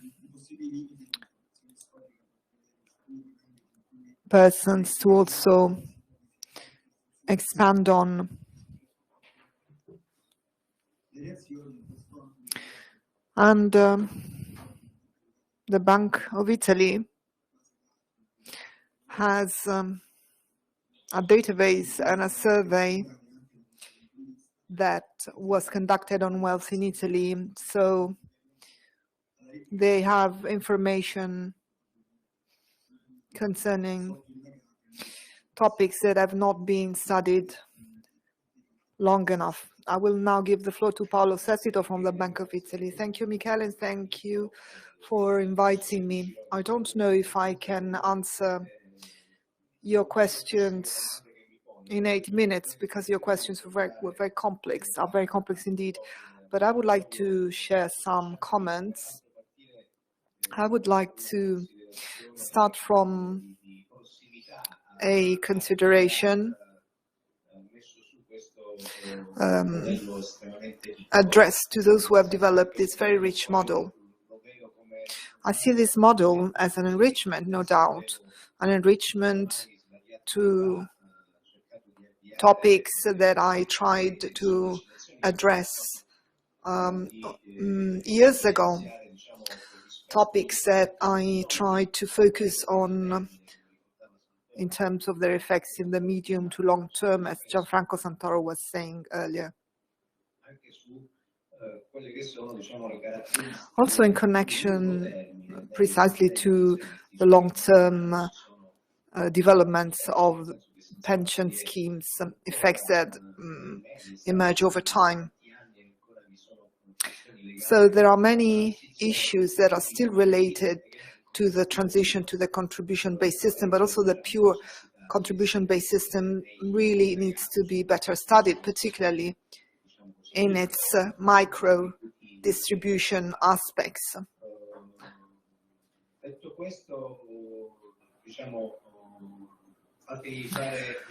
So, having said so, I would like to make some considerations that are partly related to the questions you were asking. So, the issue of integration of wealth aspects, patrimonial aspects, and also those related to the use in the long term for policy making, in connection also with the criticism levied by Lucas, that so the usability of parameters that were estimated in the past within a specific policy system to then be able to make considerations in the long term. So it seems to me, and I will make some considerations on this very interesting model that you have presented. So it seems to me that your model is very interesting because it is capable of highlighting the differences among individuals and households, and also it does so in an articulated and disaggregated manner, because you don't have just this heterogeneous approach to the labor market, and the labor market group is divided depending on whether you have salary or job categories. But there are also some other subgroups, because with this statistical matching, you also included considerations on wealth in what Irene Brunetti said in a presentation, and in the presentation of Riccardo Conti, you spoke about the modules of the model, including the wealth module. So the two considerations or food for thought aimed at deepening this model or reflecting on it are related to the aspect of the correlations among these various heterogeneous elements. Perhaps an aspect that is still lacking in the development of this very rich database is trying to understand what are the connections in the heterogeneity dimension concerning patrimonial aspects, wealth, and employment-related aspects. So here there is also a problem in terms of database, because few databases make it possible to consider in full within them these various aspects. But the aspect that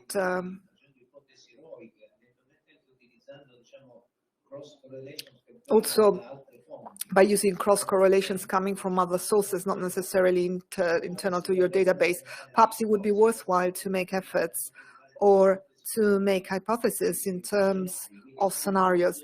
So if this is what the world is and my forecasts go in a certain direction, but if things were different, I would obtain different results.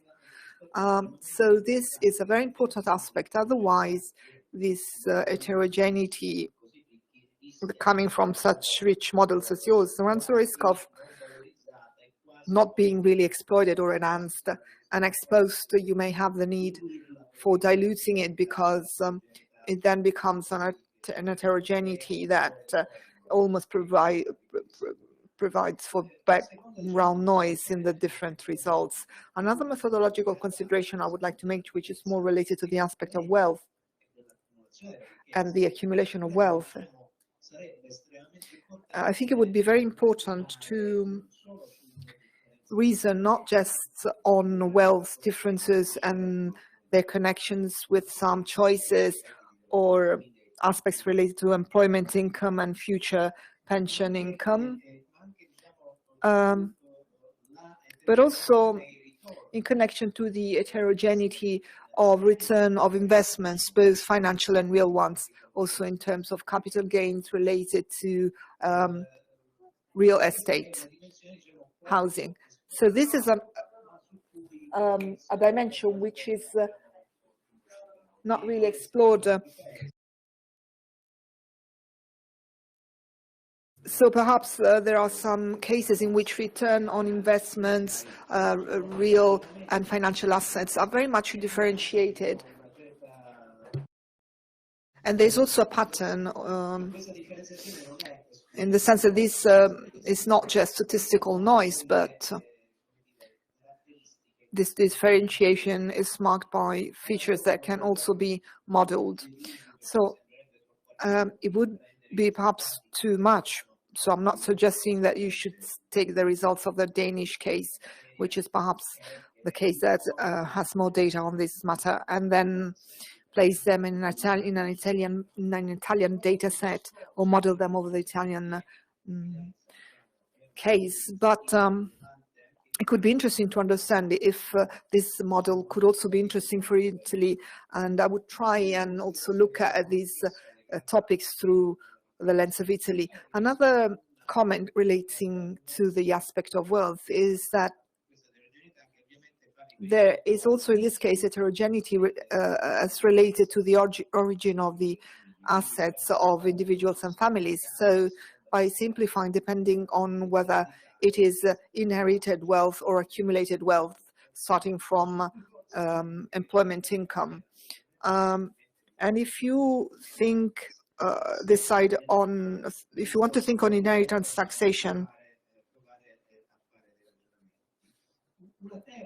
it would be interesting to consider this aspect. And last methodological consideration, and then I will come to my last comments concerning also policy proposals.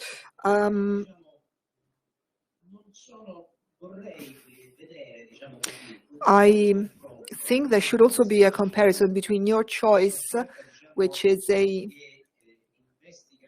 choice that strongly investigates the heterogeneity dimension among different categories, contractual categories, etc. So a dimension of heterogeneity which tries to model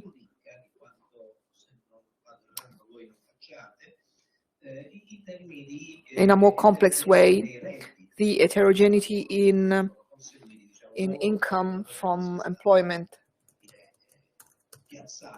So I'm saying this because many of the categories which you try to follow have an origin which is related to changes in legislation. So what it means to be a worker with a temporary contract and how many workers have a temporary contract, it's not clear if this is connected with socio-demographic features belonging to the individual, and therefore it is something that enriches reference to the ability to obtain income from employment and then accumulate pension rights. Often these categories change because of changes in the legal framework. This may lead to reclassifications or movements from one category to another. So are we quite sure that eventually this is something relevant from the standpoint of obtaining income from employment in the medium term, or in order to accumulate pension rights of a given type or another? So I don't have an answer to this, but it could be useful within your model to try and look at different alternatives, or at least a couple, in which this heterogeneity dimension is related to income from employment or in connection with categories as you do now.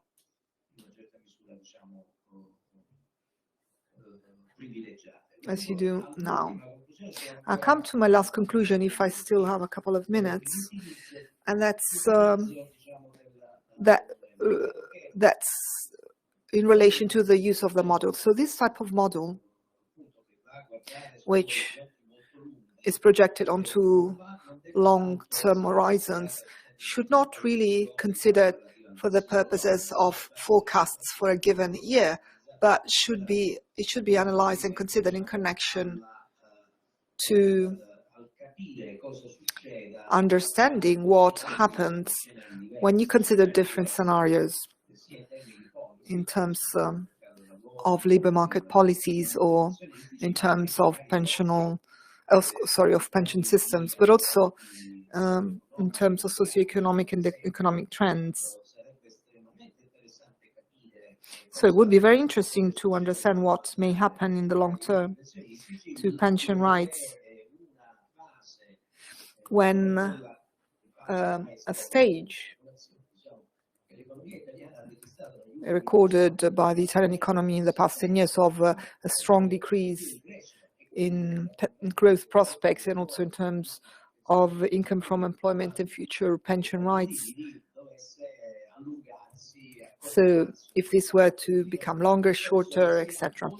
So it would be interesting as well as useful to work on the topic of the impact of these scenarios in connection with certain aspects or distributive numbers as afforded by this model. So having said so, after applauding the use that you started making of this model, I do have some doubts concerning the two simulations which you carried out, because perhaps they are still at an excessively raw stage, in the sense that they consider basically measures which are not which have a strong impact on some subpopulations, and that consider these strong indicators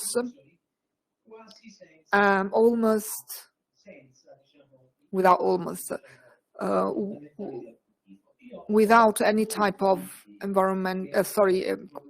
behavioral impacts. I had some doubts that using in the future the bonus for employed workers would not have its significant impacts, for instance, on the reclassification among different professional categories within the labor market. I hold some doubts, and so do you.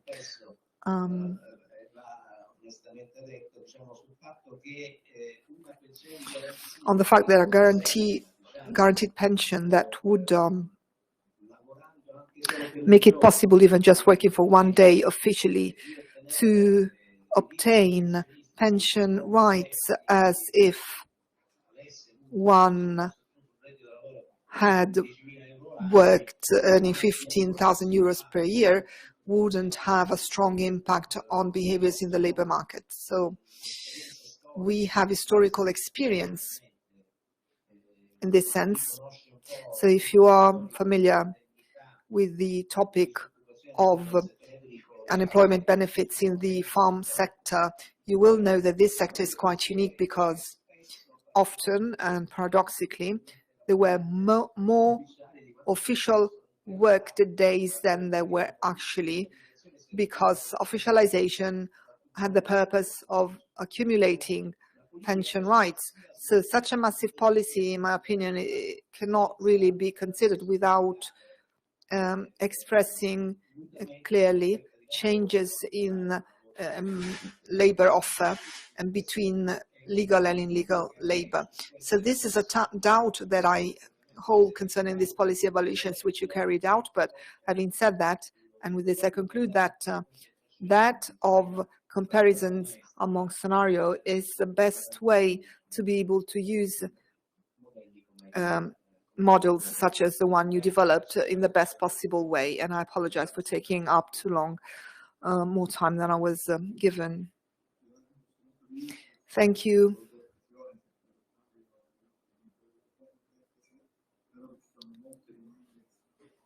Thank you for your words. There are many questions that are emerging concerning the model. I don't know if Riccardo Conti can perhaps answer some of these questions very briefly.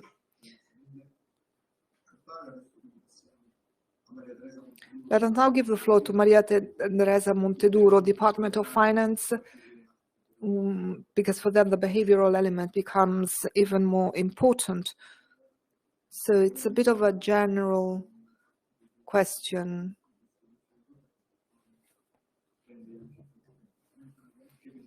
So we would like to consider these behavioral aspects.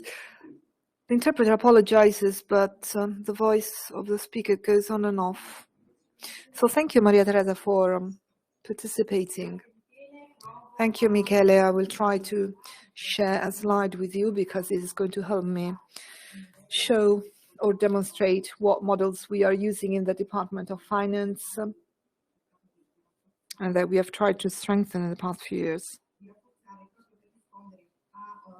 Precisely to provide support to policymakers in their choices. I don't know if you can see any slides.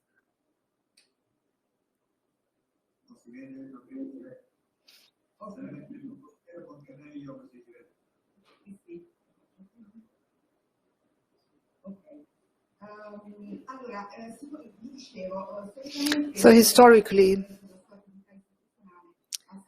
in our institutional activities, we always use microsimulation model of the non-behavioral type, whose main task consisted in evaluating and quantifying the costs of reforms or of fiscal measures in terms of its impact on the public budget and distribution system. These microsimulation models of the non-behavioral type were strengthened in the past few years, at least in two directions. The first is that which made it possible increasingly to use and integrate administrative data sources with statistical and economic data sources, with the goal of abandoning just tax returns that were used to create microsimulation models, but so in order to give a wide-ranging information also on socioeconomic impacts. And an example of this new course is the tax benefit model of the Department of Finance, which is a micro-simulation model based on integrating socio-economic surveys by EU Silk, with the declarations, with the tax returns, with information on real estate and shares of property from cadastral data, information on other financial data, and with information on contributions from IMPS and other information also resulting from cooperation with Gianfranco Santoro, who allowed us to have access to a number of very useful administrative data, which we integrated in our models. So this model today can carry out simulations which are very reliable in terms of fiscal reforms, but also from the standpoint of expenditure, and to assess the redistributive effect, and also recalculate indicators of poverty, etc. And this model was often used, for instance, to evaluate the effects of the fiscal reform, which the government is about to present, and I think today this is going to be presented. And you might have already received some information on the papers. It is a strong reduction by 7 billion euros on Italian taxpayers, but after many years of on-the-spot actions, this is an actual reform that also makes it possible to significantly improve marginal rates, the median and effective ones, with positive impacts hopefully on the labor market, also trying to improve the erratic nature of marginal rates, which today represent also an obstacle to participation in the labor market. So beyond this, the tax benefit movement was used for fiscal reform, but also it was used thanks to the richness and granularity of the information that were integrated on the social benefits side, also to simulate the allowance for children dependables. That is again a new tool which has been recently introduced, and that somehow rationalizes current benefits on the side of reduction for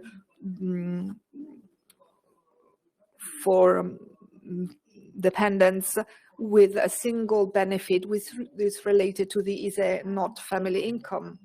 It's also important to say that the TAM system of the DEF was also implemented as a response to the information needs that emerged during the pandemic. So with the pandemic, somehow we had to update also our information on income and concerning categories such as self-employed workers, who may have been impacted the strongest because of the lockdown and the pandemic experience. And we did so by using other administrative databases, including that of electronic invoicing, which is a very important archive in terms of the complexity of the information it provides in real time, and that in addition to being used for cyclical purposes and estimates, was also used to update in real time the incomes of taxpayers, and therefore also for the purpose of carrying out analysis and simulations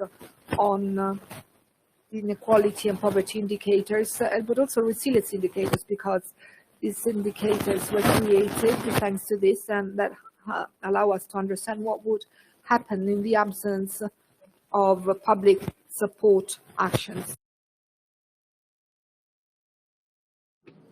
Another model that I wanted to briefly mention to you is the one relating to the Maria Viva.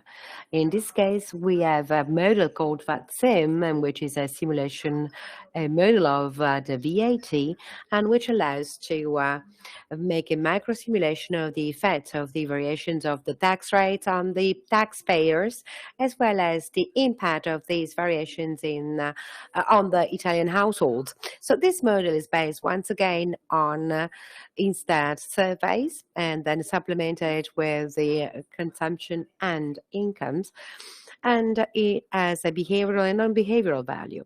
I also wanted to spend a few minutes on another family of models we're developing, that is to say the behavioral and models divided into two main families, let's say, that is to say partial and general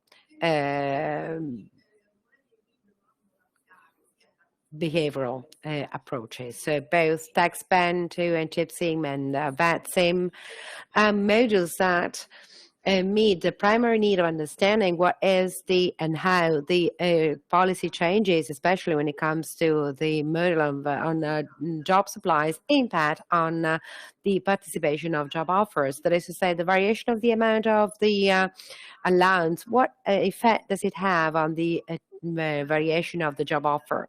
And in the case of the Gypsum model, the variation of the tax rate on investments and also according to, for instance, the Brevet model, what is its impact? And the same goes for Vatsim. If the VAT tax rates change, how do the spending of households change? So in this case as well, we are inspired by the model. So these models are functional to assess the flexibility of the spending and consumption of labor after as some parameters change. So this flexibility represents an input for the general model within the model as it was developed in the last 3 years in collaboration with the World Bank and ECHO mode. So within a major project that was funded in the framework of the structural funds of the European Commission, and which is based on a sum, that is to say a multi-sectoral model and multi-household model that allows to assess the effects on the entire economy of a number of variations and shocks, also from the tax viewpoint.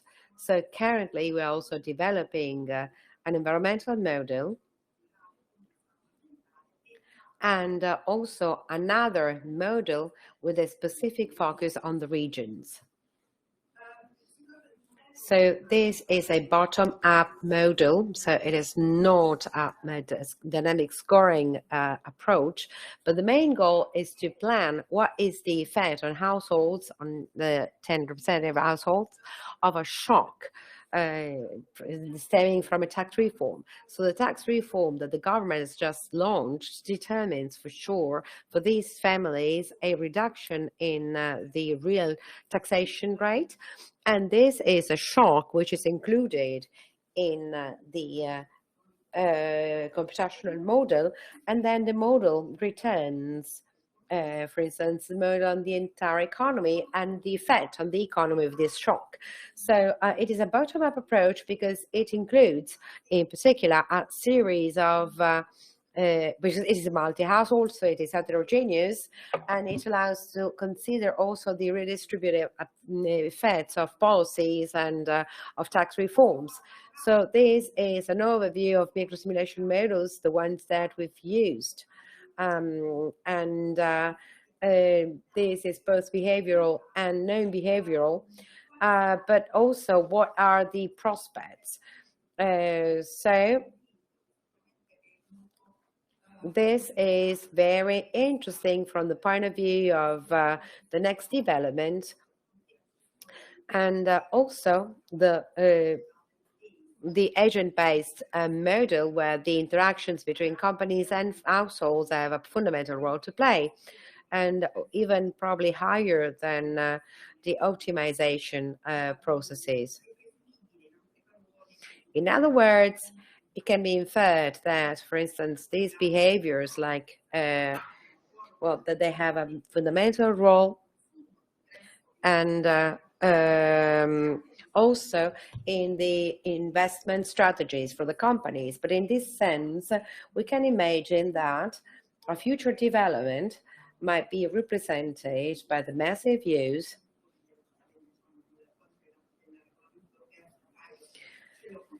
And also, it's important to consider the e-invoicing, because macro data, well, this is for the single transactions between operators. If we also include the various data, and this may allow for the first time in a country to follow a methodological approach of neural networks, at least in the case of businesses, and also the development and the possibility to follow the companies in the entire chain and make network analysis. Thank you. Thank you so much for your attention. Well, thank you. And now, last but not least, Marco Cacciotti.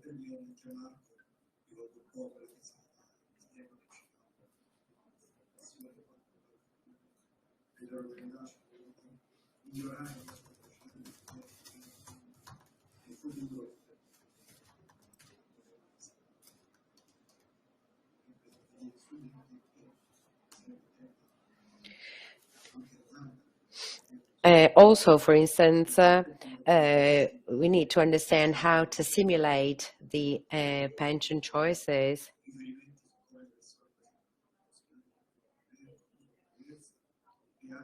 And also the activity of the elderly. And we are not observing the employment rates for the future. Well, we need to understand how all this falls within the specific activity.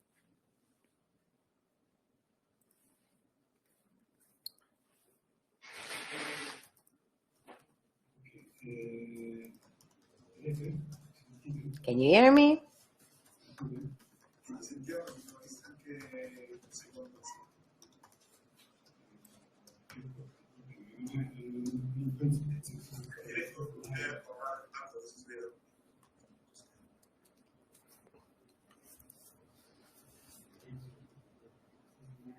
I don't think I'll have enough time to present all of my slides.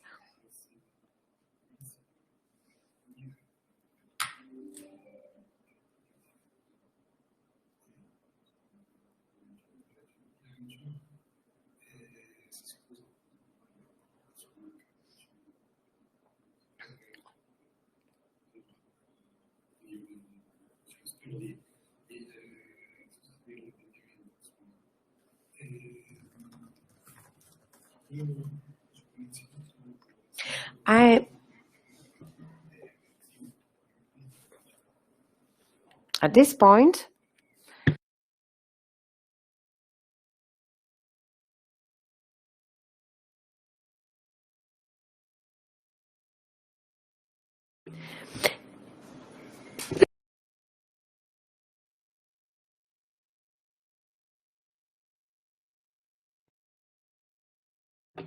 so these models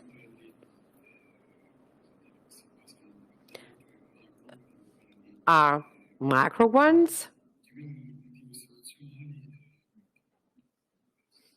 and are based on annual data and age classes.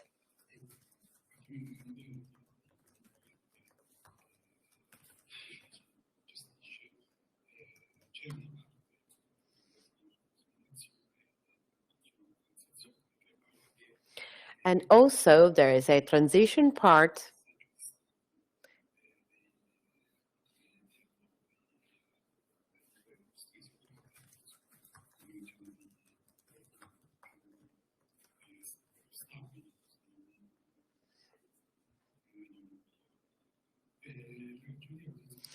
So we are using two models.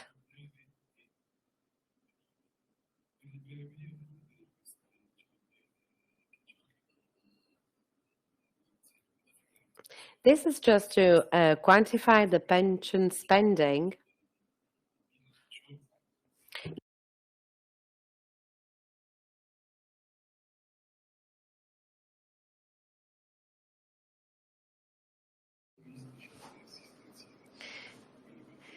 So these also covers, for instance, all of the schemes that we have.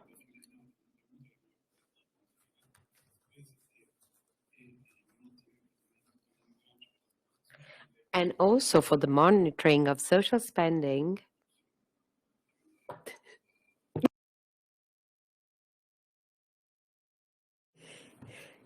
and also a number of interventions. And I'm thinking about, for instance, the reddito di cittadinanza or other actions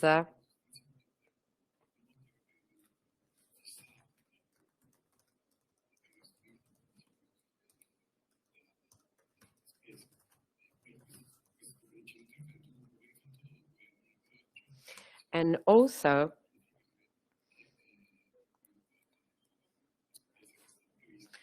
we need to check whether the spending falls within the thresholds set.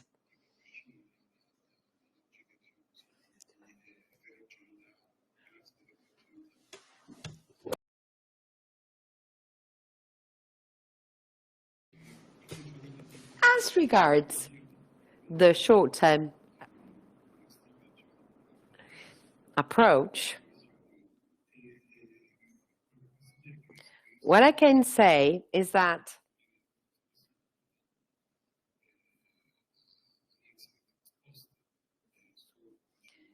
there's an ex-post approach relating to the outcomes of these activities, and then we may see that from an aggregate standpoint,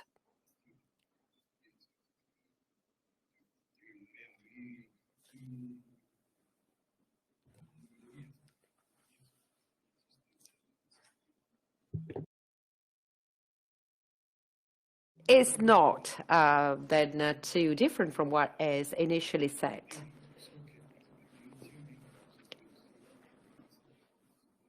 When this model was initially developed, the possibility was considered to use microsimulation models.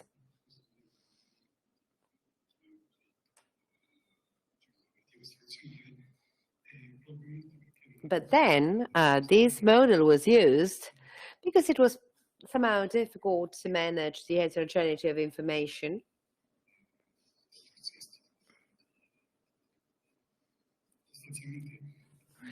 So basically, a long-term model needs internal consistency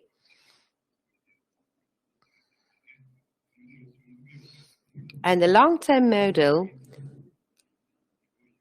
needs to grasp the future trends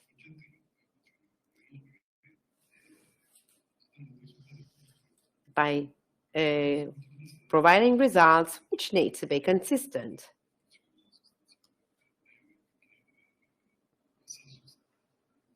In the past, a number of assessments were made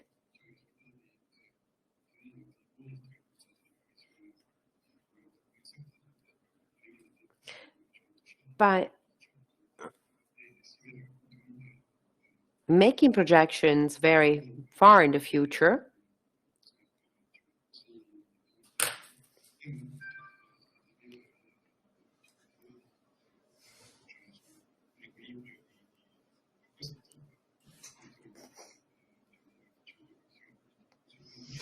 We make very long-term forecasts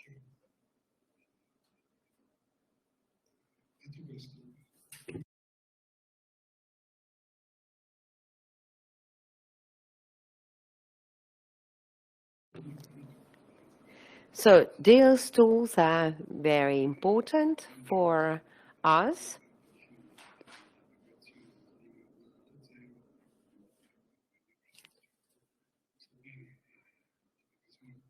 I know what is the potential of such a tool, especially in terms of a better assessment of the general situation, and also with a view to identifying specific groups where putting in place targeted actions through with an ex ante and ex post approach.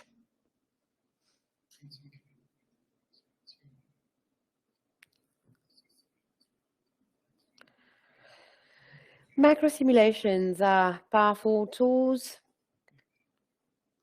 especially in the short term, but as regards models like Tdym,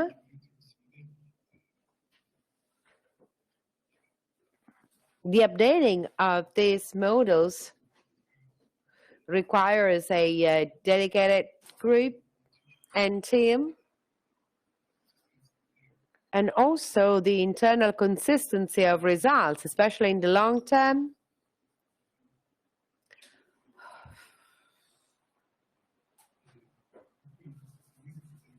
So personally, I believe that such data set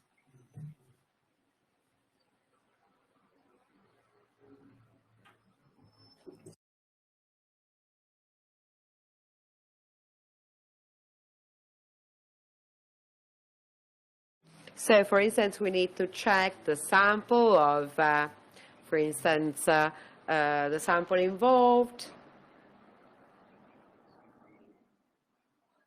and the data collected through other sources.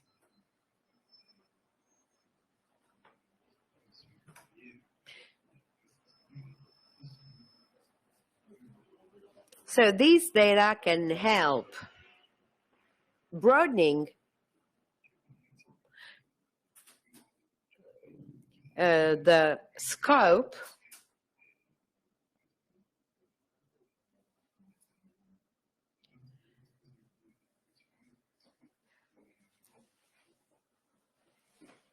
and, for instance, making forecasts about whether a portion of the retired life of a person is going to be spent in good health or in bad health.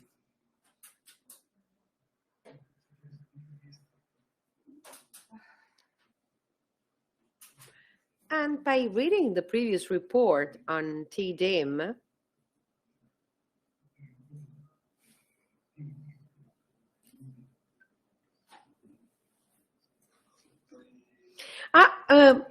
we still have another minute. We kindly ask you to please close. Thank you. Okay.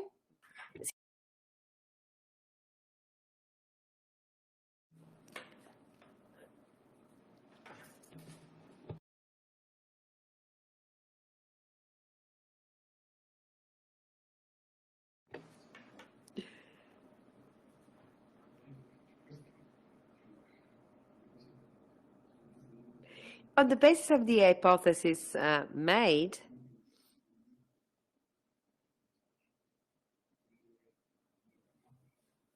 well, we actually see that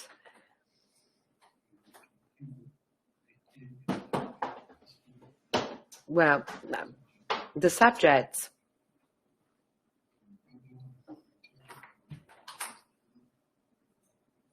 have to fall within specific brackets in terms of pension schemes.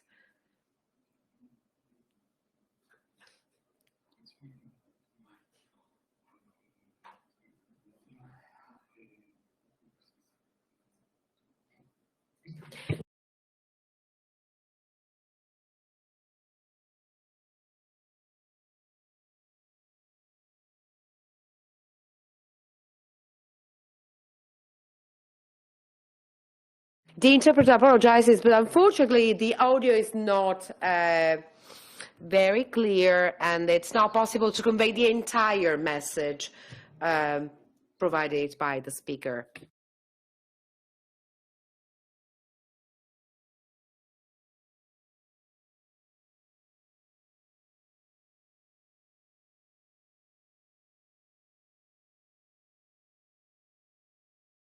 So I refer to what was said before, that is to say, we need to consider a number of options and hypotheses and check their consistency versus their general background.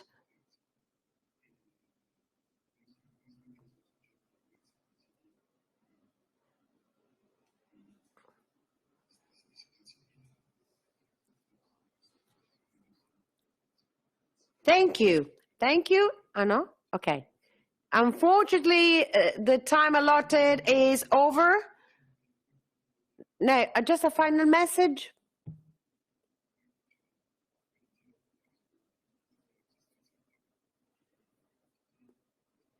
We also focused on the internal consistency of Tdym, especially when it comes to the estimates relating to the labor market.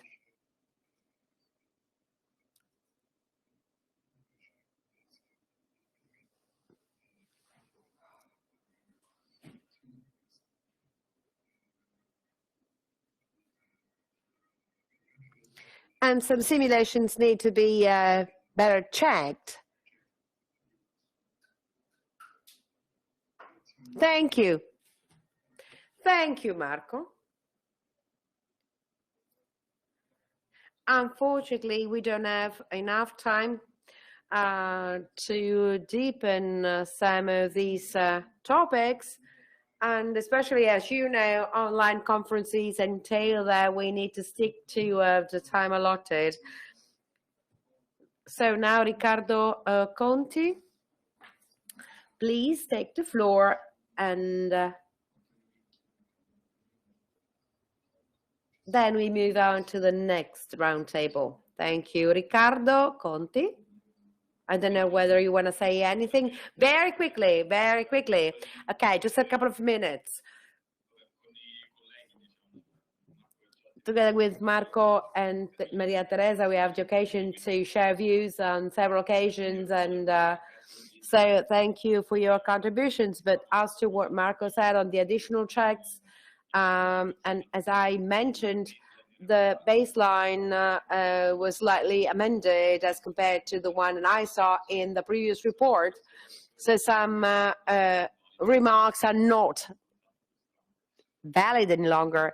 But then as to what the other guest said, Mr. Santoro was referring to the effects of Israel 0.0, so we're quite representative, and also like to refer to the previous reports relating to the calibration, and we believe and we show that we can be representative, and also in terms of employment and gender and income bracket. So all of the aspects allow us to say that if we are in a bracket like, for instance, for women aged less than 40, then we can, of course, provide more precise information. As to Paolo Sestiro, well, many of the things mentioned are already included in the module, and we talked to a limited extent about the wealth approach, like the heterogeneity on the investment profiles. And this aspect is already simulated. So with the different individuals, it's possible to invest privately in bonds or shares or government bonds or liquidity according to their individual characteristics and households. But we are not making a similar analysis when it comes to the complementary pension schemes. And finally, the last aspect is the behavioral impact. The lack of behavioral aspects, although we have, for instance, the option to choose the retirement, well, this is a limit that we share with a lot of dynamic models. Please consider that dynamic models generally simulate behaviors and not reactions or behavioral reactions. And even if we have a behavioral reactions as the one relating to pension schemes, then those reactions cannot change during the simulation. They have to remain the same. So this limit cannot be easily, for instance,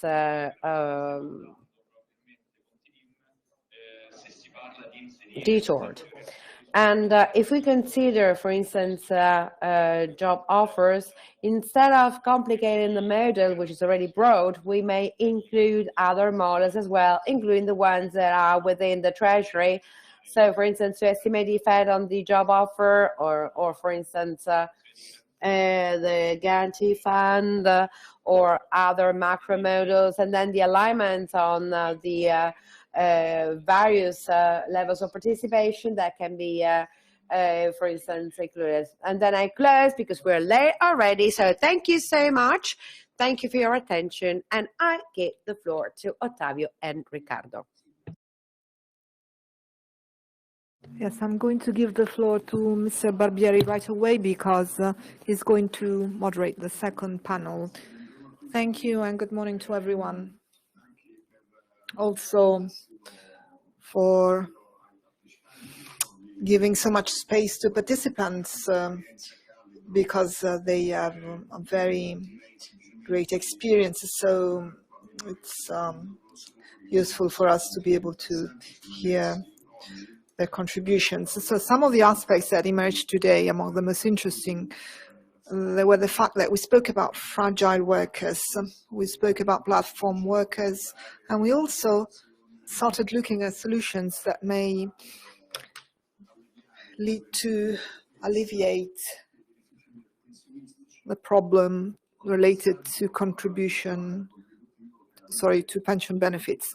The transition to contribution-based pensions, adequate pensions becomes a very important topic, and that was already addressed in previous versions of this report, and it's one of the topics that we addressed thanks to these micro-simulation models. So I think it's useful, in light of what we heard this morning, ask participants in this round table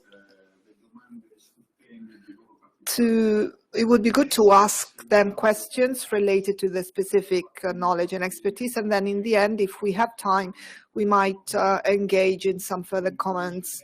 So I would like to give the floor with Valdis Zagortis, who is Vice Head of Unity, DG Employment, Social Affairs and Inclusion at the European Commission. And I would like to ask him what is the orientation, the approach of the Commission in connection to some issues that have emerged today in light of this report, particularly the changes that have taken place in the labour markets, various types of professional profiles as platform workers. So people who have employment contracts that may be very short with discontinuity periods, and how we can respond to this challenge, allowing these people, first of all, not to become working poor, and then in the long term to have adequate pension benefits and rights. The floor is yours, and the interpreter apologizes for mispronouncing your name. Yes, good afternoon.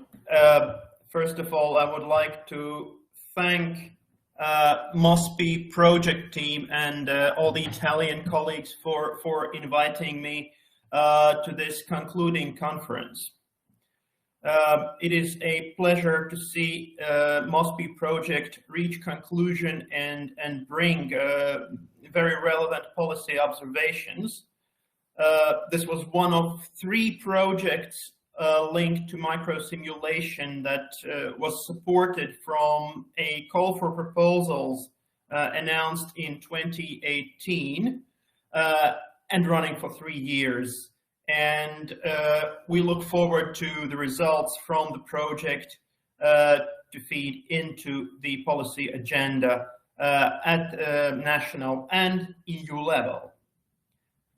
That brings me to the topic announced by the chair of this session, namely what is being done at EU level to address ongoing changes in the world of work and help adjust social protection systems to these changes.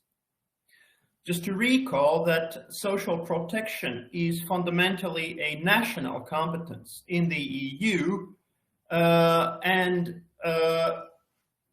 the EU supports member states mostly through facilitating exchange of experience, best practices, and analytical support, including through financing research such as this project. However, there is also some limited EU legislative competence affecting some aspects of social protection systems, and I will come to that shortly. First of all, to recall that earlier this year at the Social Summit in Porto, the EU member states and the EU institutions agreed on the European Pillar of Social Rights Action Plan and the new targets for 2030. So the actions under the action plan range across 3 priority areas. So more and better jobs, skills and equality, and social protection and inclusion.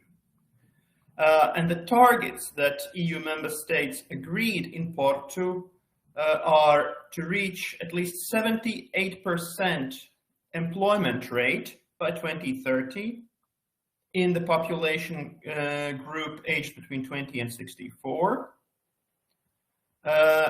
to have at least 60% adults participating in training every year, and probably the most relevant target in the context of this conference, the number of people at risk of poverty or social exclusion should be reduced by at least 15 million compared to the 2019 level.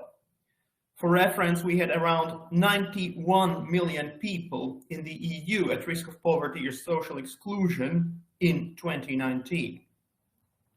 Since the share of workforce who are employed in self-employment or in non-standard job contracts is currently around 40% of the total workforce in the EU, and it continues growing, then ensuring adequate social protection, including pensions, for this share of workforce is crucial to achieving our poverty reduction targets by 2030 and further in the future. Now, what is specifically being done at EU level to address the protection for workers in non-standard job contracts and in self-employment?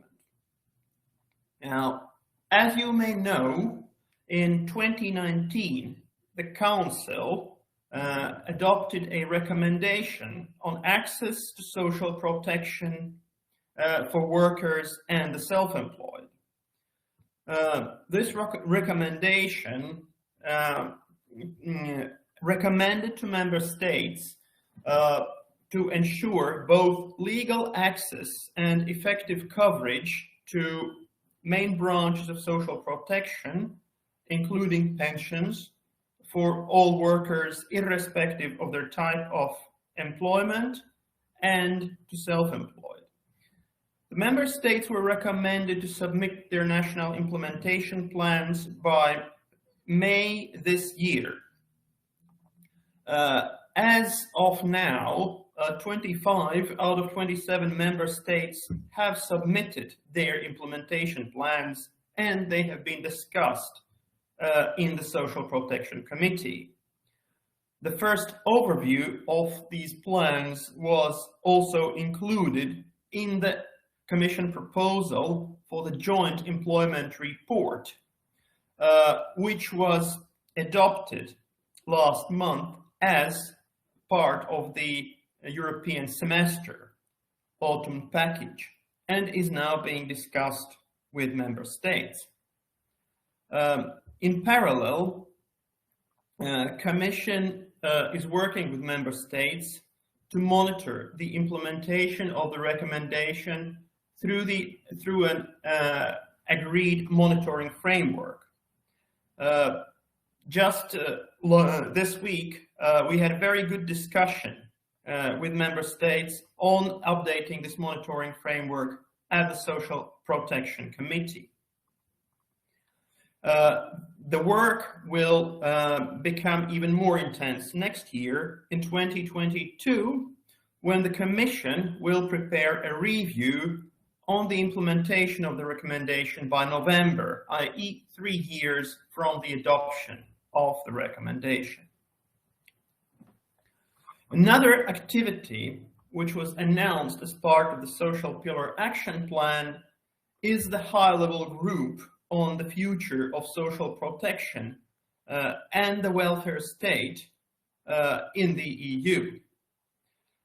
This high-level expert group was set up to study the future of the welfare state, its financing and interconnections with the changing world of work, and to present a report by the end of 2022. The aim of the group is to gather innovative ideas on how to reinforce social protection systems and the welfare state in light of ongoing and new megatrends, such as population aging, changes in the world of work, and the twin digital and green transitions. This analysis should be forward-looking in a medium term to 2030 and beyond, and aim to inform debates at European and national level and inspire reforms. The group is composed of 12 high-level experts appointed in a personal capacity, and it is chaired by Madam Anna Diamantopoulou, former European Commissioner for Employment, Social Affairs and Equal Rights, and former Greek minister.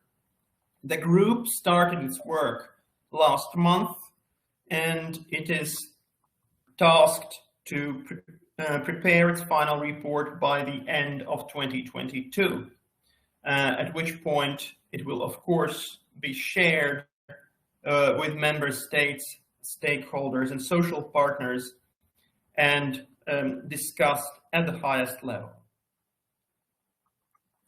The last piece of EU initiatives that I wanted to mention in the context of changing world of work was, of course, a policy proposal that was adopted last week and that has already attracted a lot of attention in the public sphere. Mainly on the 9th of December, the European Commission proposed a set of measures to improve the working conditions in platform work and to support the sustainable growth of digital labor platforms in the EU. The new rules aim to ensure that people working through digital labor platforms can enjoy the labor rights and social benefits that they are entitled to. The central part of this package is a proposal for a directive on improving working conditions in platform work. This includes measures to correctly determine the employment status of people working through digital labor platforms. Our estimates show that currently there are around 28 million people in the EU doing platform work, and the large majority of them are genuinely self-employed. However, around 5.5 million of these platform workers might in fact be employees and only misclassified as self-employed persons. Therefore, the proposed directive seeks to ensure that people are granted legal employment status that corresponds to their actual work arrangements. For this purpose, the directive proposes a list of control criteria to determine whether the platform is an employer. If the platform meets at least 2 of those criteria, it is legally presumed to be an employer. It can be challenged, but the burden of proof would be on the platform to show that it is not an employer. Thus, the people working through platforms would enjoy the labor and social rights that come with the status of worker. For those being reclassified as workers, this would mean the right to minimum wage, collective bargaining, working time and health protection, and of course, contributory old age pension. In addition to this reclassification, these reclassification criteria, directive also increases transparency in the use of algorithms to ensure human monitoring in respect of working conditions and the right to contest automated decisions. And these rights will be granted to both workers and genuine self-employed. Last but not least, the national authorities often struggle to access data on platforms and people working through them.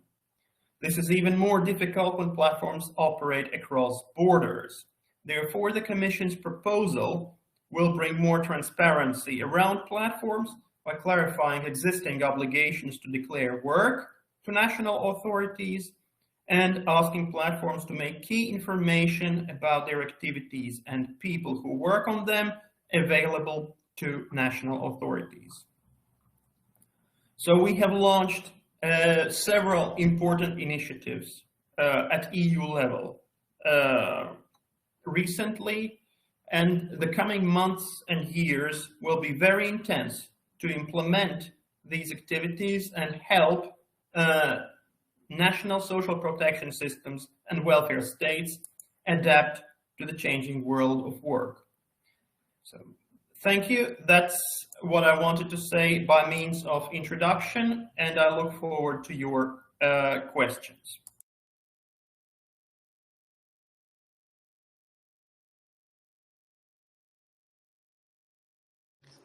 Thank you, Mr. Zagorski. And I would like now to give the floor to Professor Treu, President of CNEL and an expert in the field, in this topic. So I would like to ask him what are his general reactions on what we heard today and what other questions, in his opinion, should be addressed.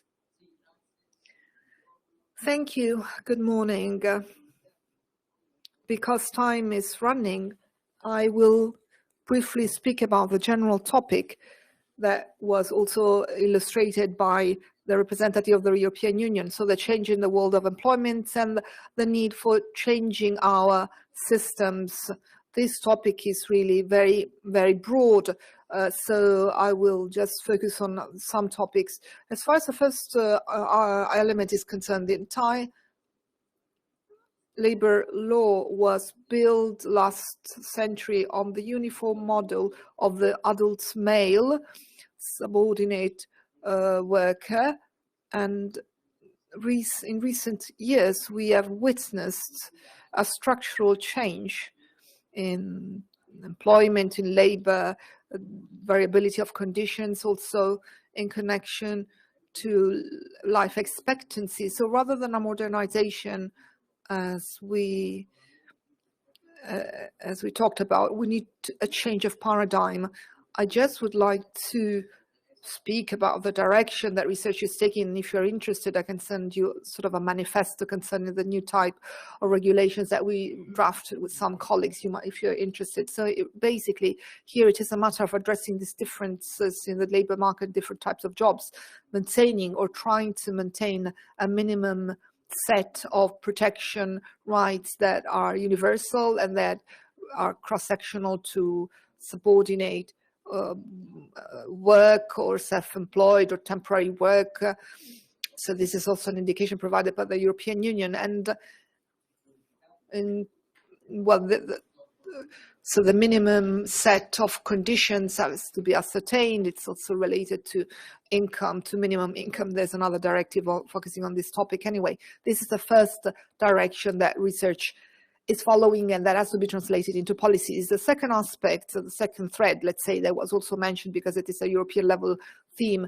We are addressing the fact that the management of employment relations also within traditional firms is going to be increasingly governed by machines, by artificial intelligence. So the new problem that arises is how to grant human control over these new forms of relation management so that rights are respected and that protection measures are not nullified. This is just to give you a broad overview of the general threats that research is following. As far as the other topics are concerned, well, we know that there are many aspects in connection to which our historical contribution-based pension system. So where should it be adapted and where should it be improved? And I know that there are so many bills in this connection, and some of them I also studied personally in order to try and understand how to grant young persons and precarious workers a minimum pension on the one hand, and also how to imagine retirement not in a clear-cut way, but also by looking at part-time solutions, so that would allow people to sort of phase out of the world of employment. But you have been mentioned these aspects, but I would like to also focus on an aspect that wasn't really addressed, and it's perhaps less known. The other aspects are also addressed by experts and have also made the object of bills. And that is the relationship of all this with demographics. So demographic changes in general in Italy in particular strengthen the reason for opting for the contribution-based pension system. So limited birth rate and aging.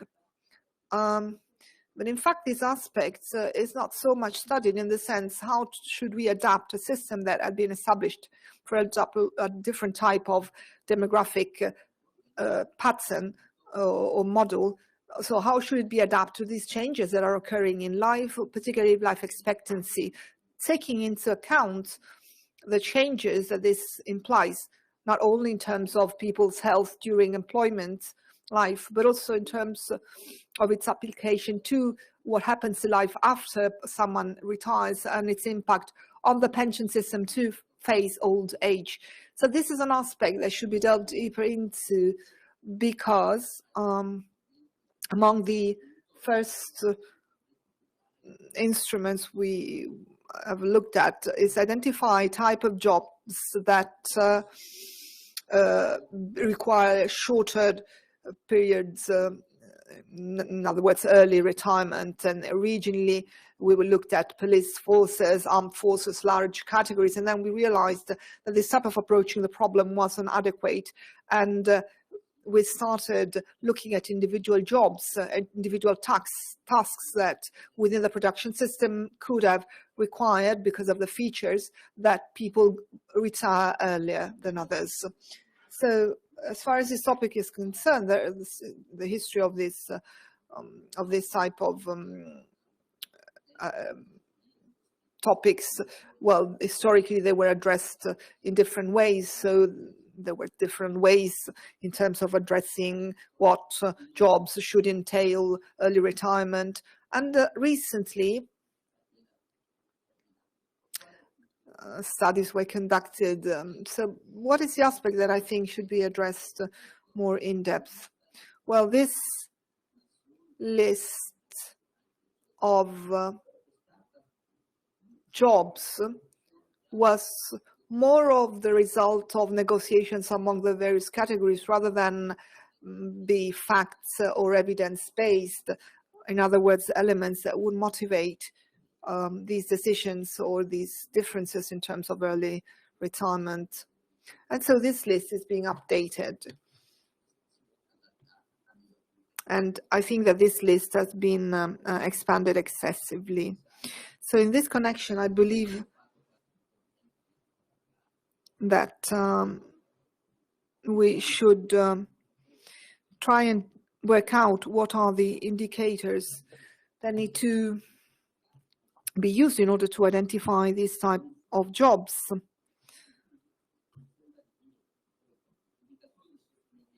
First of all, indicators of sustainability over time, so how long a person can be exposed to a certain job without having an impact in terms of unsustainable effects.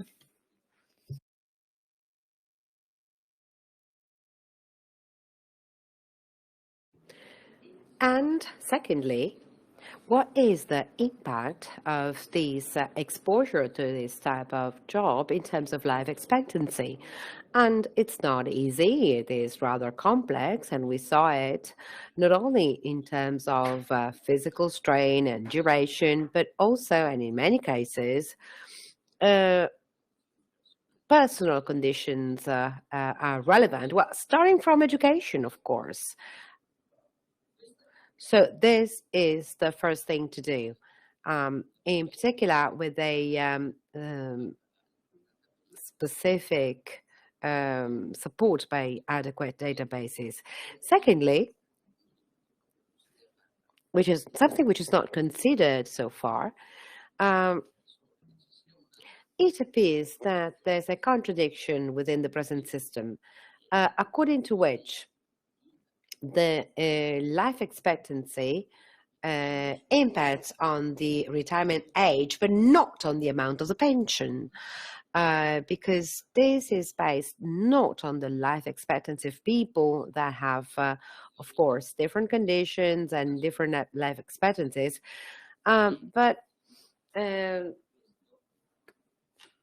this is, in my opinion, entailing a gap in the system. And this also, well, goes against the fundamental reason mentioned by those that introduced the system and the fairness of the system or the balance of the system. And in this way, we are also altering this approach. And this is, of course, against the and this is detrimental for the jobs that, for instance, impair the chance of having a healthy, let's say, elderly age. So, for this reason, it is necessary to take into account life expectancy and also the amount of each pension. This is very much complicated, of course.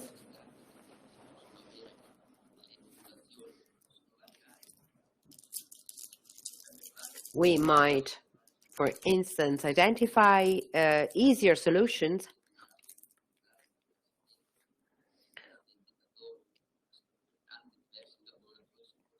For instance, initially we might, for instance, provide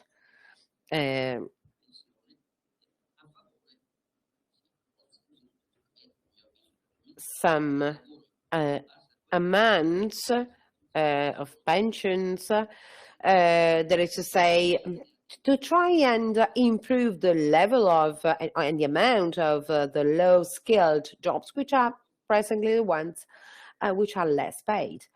But in any case, these are the aspects that risk to jeopardize the entire system. Thank you, Professor. Now I'd like to give the floor to Mr. Padula. Please, you have the floor.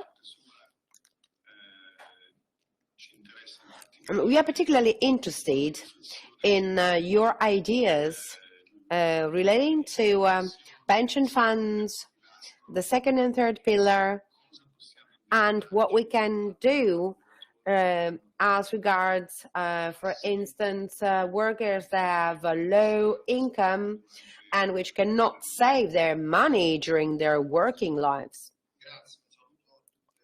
Thank you. And thank you for inviting me. I hope you can hear me well. We do. So first of all, I particularly appreciate the rationale project that we were presented today, because this project aims at assessing the effects of alternative interventions in terms of economic policies. Then we can of course, talk about whether we have areas for improvement and what are the possible areas for improvement. But I will provide a limited contribution to this debate, because maybe an area for improvement is that of considering among the different behavioral functions that a behavioral approach to these models is the decision makers' behavioral approach. Because generally speaking, when it comes to the social security aspects, all of the decisions which are adopted nowadays by policymakers have their effects in the future and not now, and also impact on a number of choices that the future policymakers will have to face. So this is a particularly important aspect, and it's clear that there's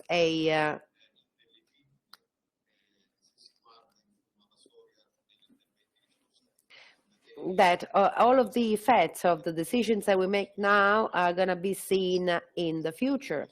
And by this, I come to the complementary social security that in 1993 started to be fully adopted, when the idea was proposed that in Italy as well, we could adopt a social security system with several pillars. So not just relating to the needs of integrating basic pensions, so first pillar pension, that with the introduction of the contributions risk to be reduced as compared to the pensions calculated through the remuneration method, but also because the distribution through several pillars corresponds to a need in terms of classifications. Because our first pillar, which also adopts an MBC, a shown defined contribution, is a first pillar that works according to different distributions,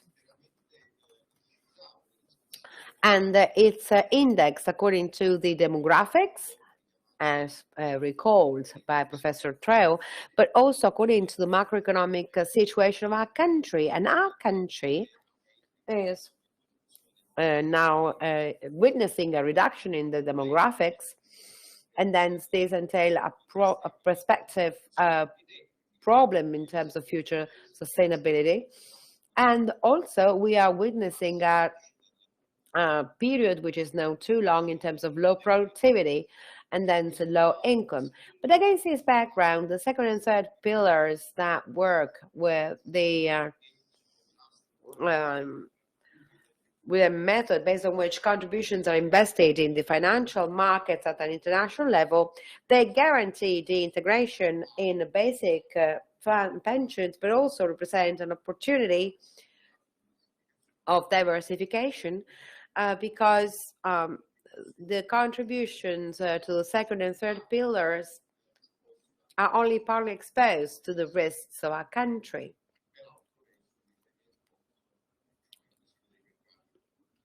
And then, if we look at the figures relating to the last 10, 12 years, then you realize that the contributions to IMSS were capitalized at the rate which is below 1.5%, and to pension funds an average of 3.1%. So this gives you an idea about the difference and also the reason for which the second and third pillars within the social security may represent an opportunity to diversify. So an opportunity, and then I come to your question. So this opportunity can be grasped in two ways. One, in making it possible a better and higher flexibility, because it's clear that for the reasons mentioned so far, and also by Mr. Treu, but not only Mr. Treu, it is quite evident that in a system in which the age in which we live, the labor market is around 70, then a matter of flexibility to leave the labor market has to be considered, and was also expressed recently. Then, of course, we have to understand how to organize the flexibility to leave the labor market if we want to have it fairer in terms of age. But actually, when we consider a contribution, well, such contribution can be given through the social security of the second and third pillar, but complementary social security can also provide a contribution in relation to the need to ensure, or to, for instance, provide guarantees relating to the reliance we make on the savings that we've put aside in our working lives. So, for instance, the non-inclusion in the social security system, either first, second, or third pillar, depend on the margins in the labor market. So careers and career pathways and marginality in the labor market also translate into marginality in terms of social security systems, especially when we highlight a number of functions that have to be managed through the contribution approach. It's clear that actions and interventions are possible. We also have some, and they are possible in order to accompany careers which are more fragile or discontinuous, or interventions to be adopted by using tax incentives or also financial incentives, so with the main goal of bridging the gaps in terms of pensions that inevitably take place in those working areas and for those categories of workers that correspond to a working area which is generally defined as the non-standard working area, which is continuously expanding, and so it will be in the future, and which questions, and I agree with what Mr. Krauss said, we have to rethink the entire organization and structure of the system and of the pension systems, because the labor market is now changing and is undergoing changes, and it will continue to change in the future as well. So these non-standard working areas are continuously expanding, and also the same happens on the basis of the project we were submitted and presented today. So we need, also in consideration of these needs and these challenges, we need to consider an answer to be given within a system that is divided into several pillars and which is able to offer diversification opportunities and risk diversification opportunities. And then this chance has to be positively welcome, especially if we intend to accept the challenge of a labor market which is changing, and in which, of course, the risks of poverty in the last phase of our lives are somehow devoted to emerge.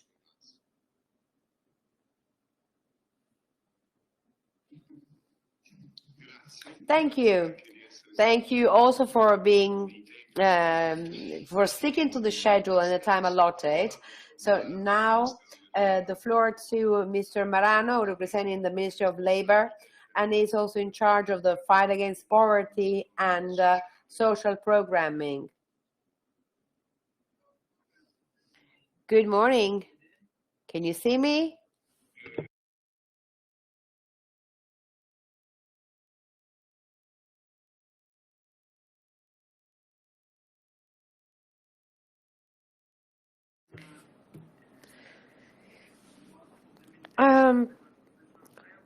I will tackle the item relating to the financing of the welfare system in an evolving world, and in particular, I refer to my role as one of those that manage, in a sense, the fight against poverty. We have to consider that the system, as it was reformed in 1991, that is to say, with the new approach.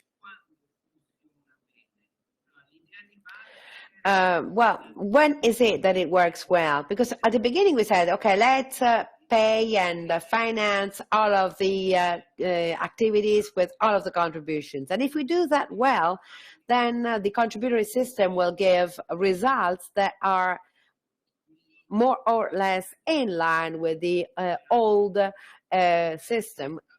But then what we've found out, and with it that, according to our perceptions, is that in order to work well as it has been conceived in 1995, the contributory system requires three main aspects. Let's say long careers and also high contributory rates and wages. So if you contribute suitably and fairly, then you succeed in accruing sufficient pension rights.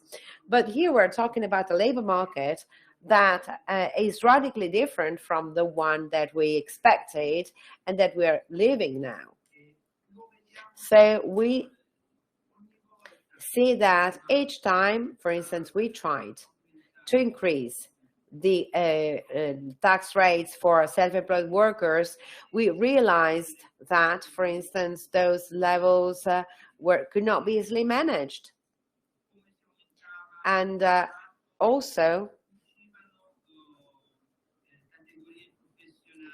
we risked to lose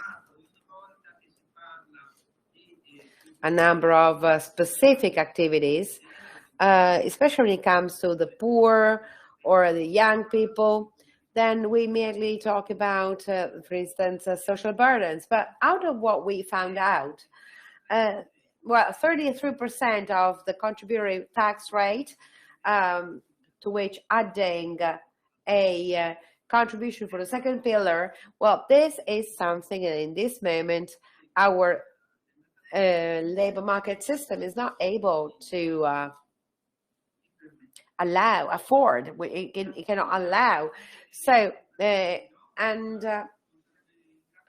it would not even be fair to allow any other working system based on this approach. In the sense that what changes is also the way in which the social security contributions are funded. So, what do we mean by that? We mean that we are integrating contributions which are not considered as satisfactory with a portion that is subject to taxation. So I have my preferences, for instance, in terms of allowance. So my idea is a zero pension, for instance, for the social allowances that should be for all. And on top, we would also include a pension with reduced tax rates. And either option, and in the last few years, I actually exchanged views with Michele Reitano. Either way, they have a similar effect. So the one for which I would like to opt for is more neutral for the incentive standpoint, because there would be no poverty traps. But this requires, of course, to change the mindset as compared to the way in which we are funding our welfare, which has to become or actually which has to go back to enhancing tax funding components by, for instance, allowing then other options as the one I mentioned before. So it may happen, but clearly this does not mean that we would all be richer or wealthier. It would mean that in order to provide funding, you need to have resources. But what needs to change is the way in which we are regulating the distribution of income within the country. And from this point of view, it is just a way for changing let's say, the regulation we use within the country.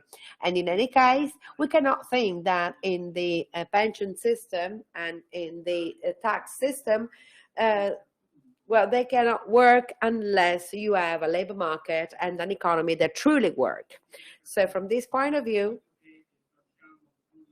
what we do when it comes to the fight against poverty, well, instead of being at the end a downstream a welfare system, tends to become something that becomes central in the framework of a new social security protection, because it is the one that ensures the minimum guarantee and the threshold below which you cannot go. So from this viewpoint, this is an integrated system within the overall welfare. Thank you. Thank you also for being so concise. And now, Professor Guerra, our Undersecretary of State, to also set a framework in terms of considerations on the fight against inequalities and also compatibility of public finance. Thank you. I could not participate in the entire meeting, but I appreciate the activity that has been presented and the report presented today. So the integrated use of data, which is different from one another, which allows us to get suitable information and also to be more aware of the policies and the advantages and the effect of the policies that are adopted. So I believe that the topic of inequalities, according to different approaches, but we're starting from the wealth, well, they are fundamental to understand the entire pathway and all the things that have been considered so far up to reaching the difficulties and inequalities in pensions. And I start from this just to say that one of the data contained in the report that particularly struck me is that we see in the long-term scenario that when it comes to pensions, there's a polarization in the labor market. So we have a high percentage of those that retire with a higher benefit. That is to say, from 15 to 25%, the percentage of those that retire with the basic pension only. But this is not yet that visible. And the studies are not yet completely telling us that Italy is undergoing this phenomenon, whereas this is projected towards the future. And the first thing that comes out is that this polarization has consequences on pensions, and also we immediately see that it also entails other problems, that is to say the gender issues,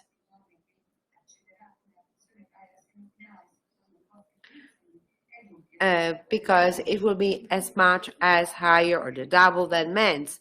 So if we look at the future of our pensions, then we also identify all of the factors and all the inequalities that affect our country. That is to say, between educated and less educated people, men and women, young and less young people, north and south. So it's very interesting to see this profile, but also apart from intervening and apart from considering the proposals so far on how to improve the organization of our pensions, well, this entails our intervention. And the tools that we use to intervene are the pre-distribution ones, that is saying the labor market, so that we are not having the strong inequalities that we know, and also the standard redistribution tools. And I like to spend a few words on them. So we generally focus on income inequality, which has increased in the 90s and also settled at around, well, a level which is reflected under the Gini index around 0.5. And then if we consider how this inequality is corrected from the tax viewpoint, and if we linger on IRPEF, then we have encouraging information and news, because IRPEF is more distributive than it was in the past. And also because the progressive approach has improved, also when it comes to the low brackets, so it's possible to reduce the Gini indices. But we have to consider that IRPEF intervenes on a taxable basis, and the taxable income is 47.3% of the GDP, and thus we have a phenomenon, if we want to use this system, also with distributive approaches and purposes, is due to the erosion of the taxable basis of IRPEF, and this makes it less effective, especially when it comes to the incomes, and also the redistributive policies are less effective, and IRPEF also offsets or partly offsets a regression of our indirect taxation.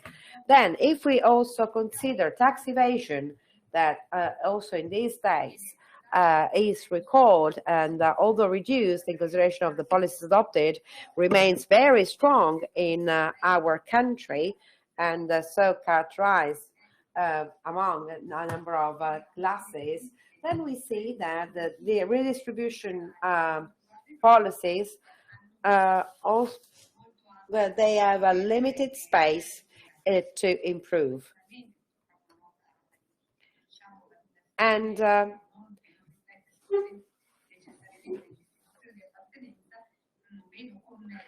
also, I see with concern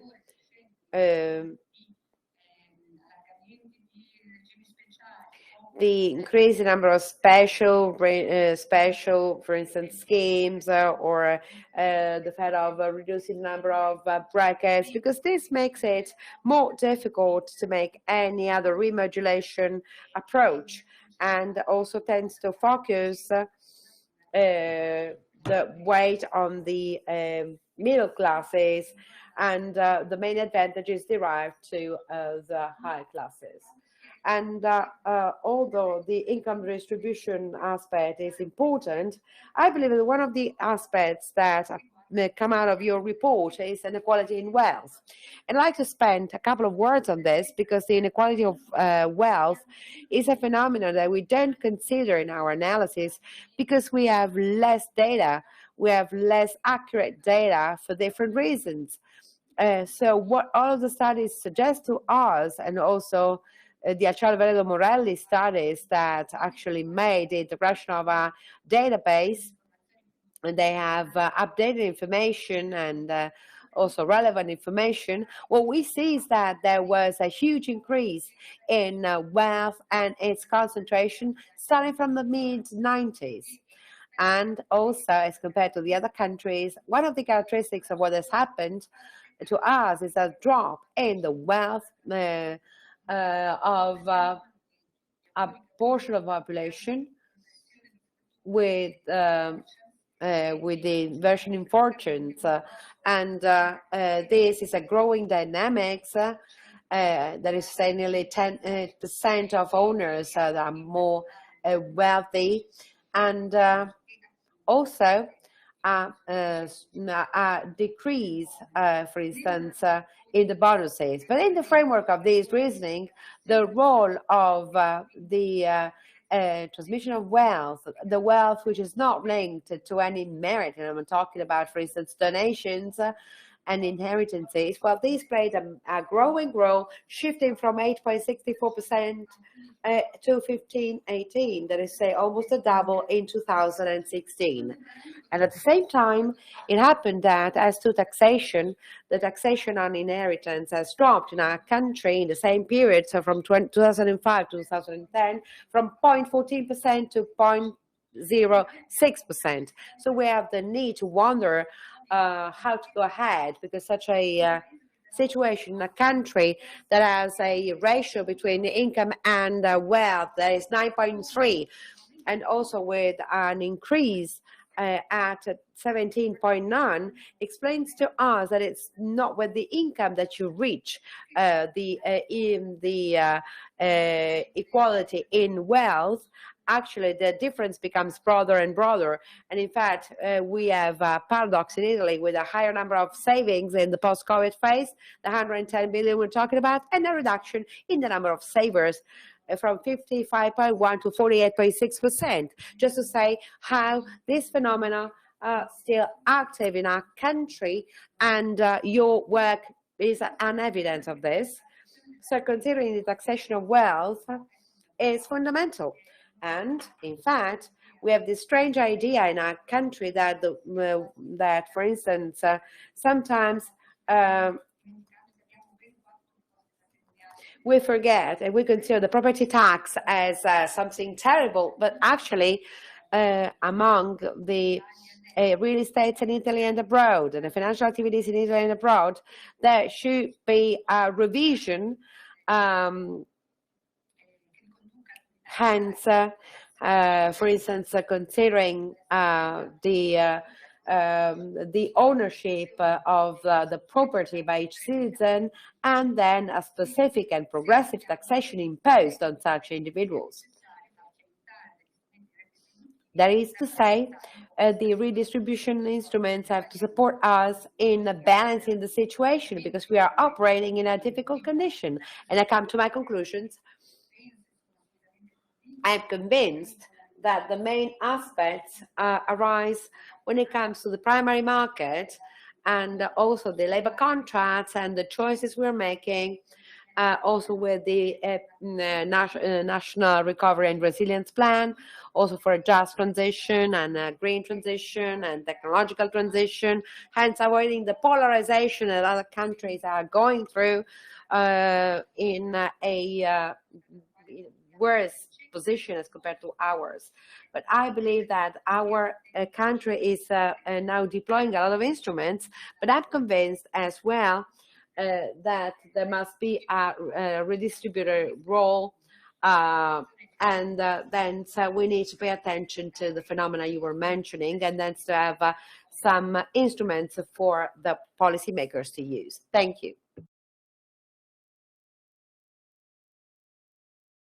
Thank you for your comments. I would like to ask if any of you wishes to make a comment on what the other speakers have said. I think we still have a few minutes to go before we end. So I don't know if there are further contributions.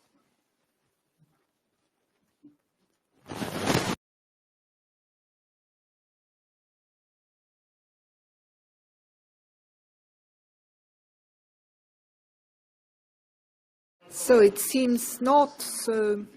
I think that many interesting topics have come up, particularly the last one addressed by Professor Guerra, which is very important, this aspect concerning inequality. And I personally believe that this increase in inequality in terms of wealth can be corrected from a fiscal at the fiscal level, but we also have to consider what its main driver has been in the past decade, and that comes from macroeconomic policies, particularly globalization, not so much from choices of fiscal policy. In the case of our country, rates were not decreased. On the contrary, the rates, taxation rates on financial assets was increased. We've included a tax on financial transactions. So the taxation policies have not gone in the direction of trying to create more inequality, quite the reverse. But naturally, there have been political phases in which different solutions were supported, such as a flat tax. But but the possibility of increasing the wealth of a few, such as entrepreneurs, artists, etc., thanks to globalization, is something that has happened. And this long period of interventions up by the central banks that have reduced returns and interest rates, increasing the value of real activities, has been consistent. And even the time when Italy entered the euro area by reducing the rates of the time has led to the appreciation of real estate that was very strong. So at the time, these possible effects were clearly underestimated. And but I think we should have clear in our minds that what are the sources of this situation. And I think that in this connection, we can also draw a parallel with the current problem, that of these new discontinuing careers, professional careers. So what is this due to, and what is the right way to respond? If it is trying to promote higher salaries or salary levels, or whether the solution consists in providing for figurative contributions that should be significant also in the case of periods of unemployment. And but at the same time, we should not misunderstand each other concerning what the real driver is behind the processes we are witnessing. So as far as the labor market is concerned, in my opinion, is this quest for flexibility and innovation, the ability to adapt to the market, and on the other, as to monetary policies, a stage which is perhaps which is about to finish.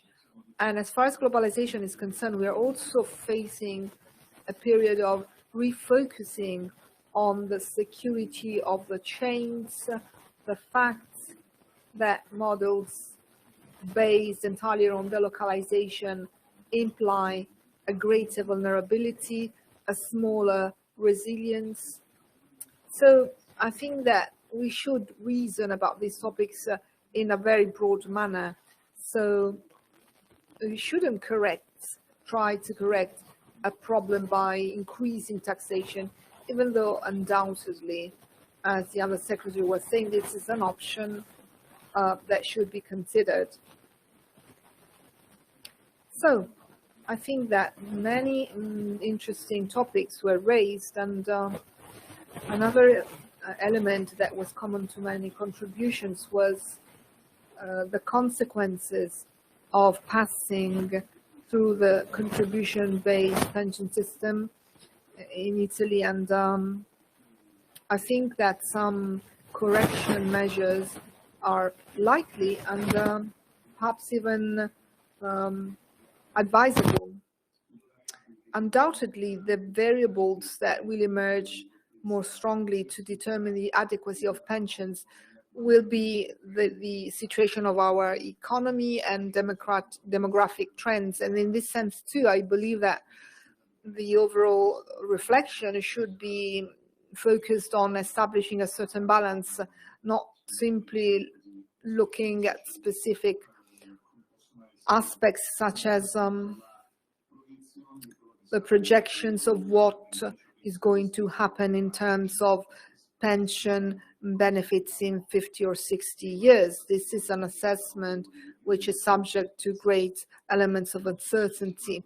I don't know if there are any more comments.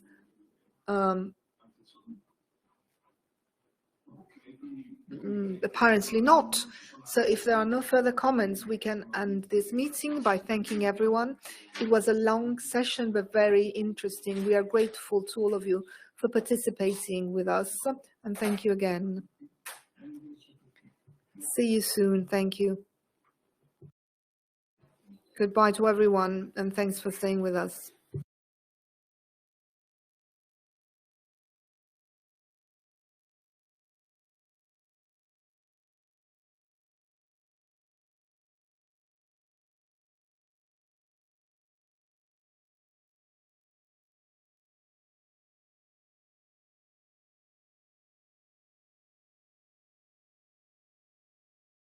There is the member of the Commission who would like to say something.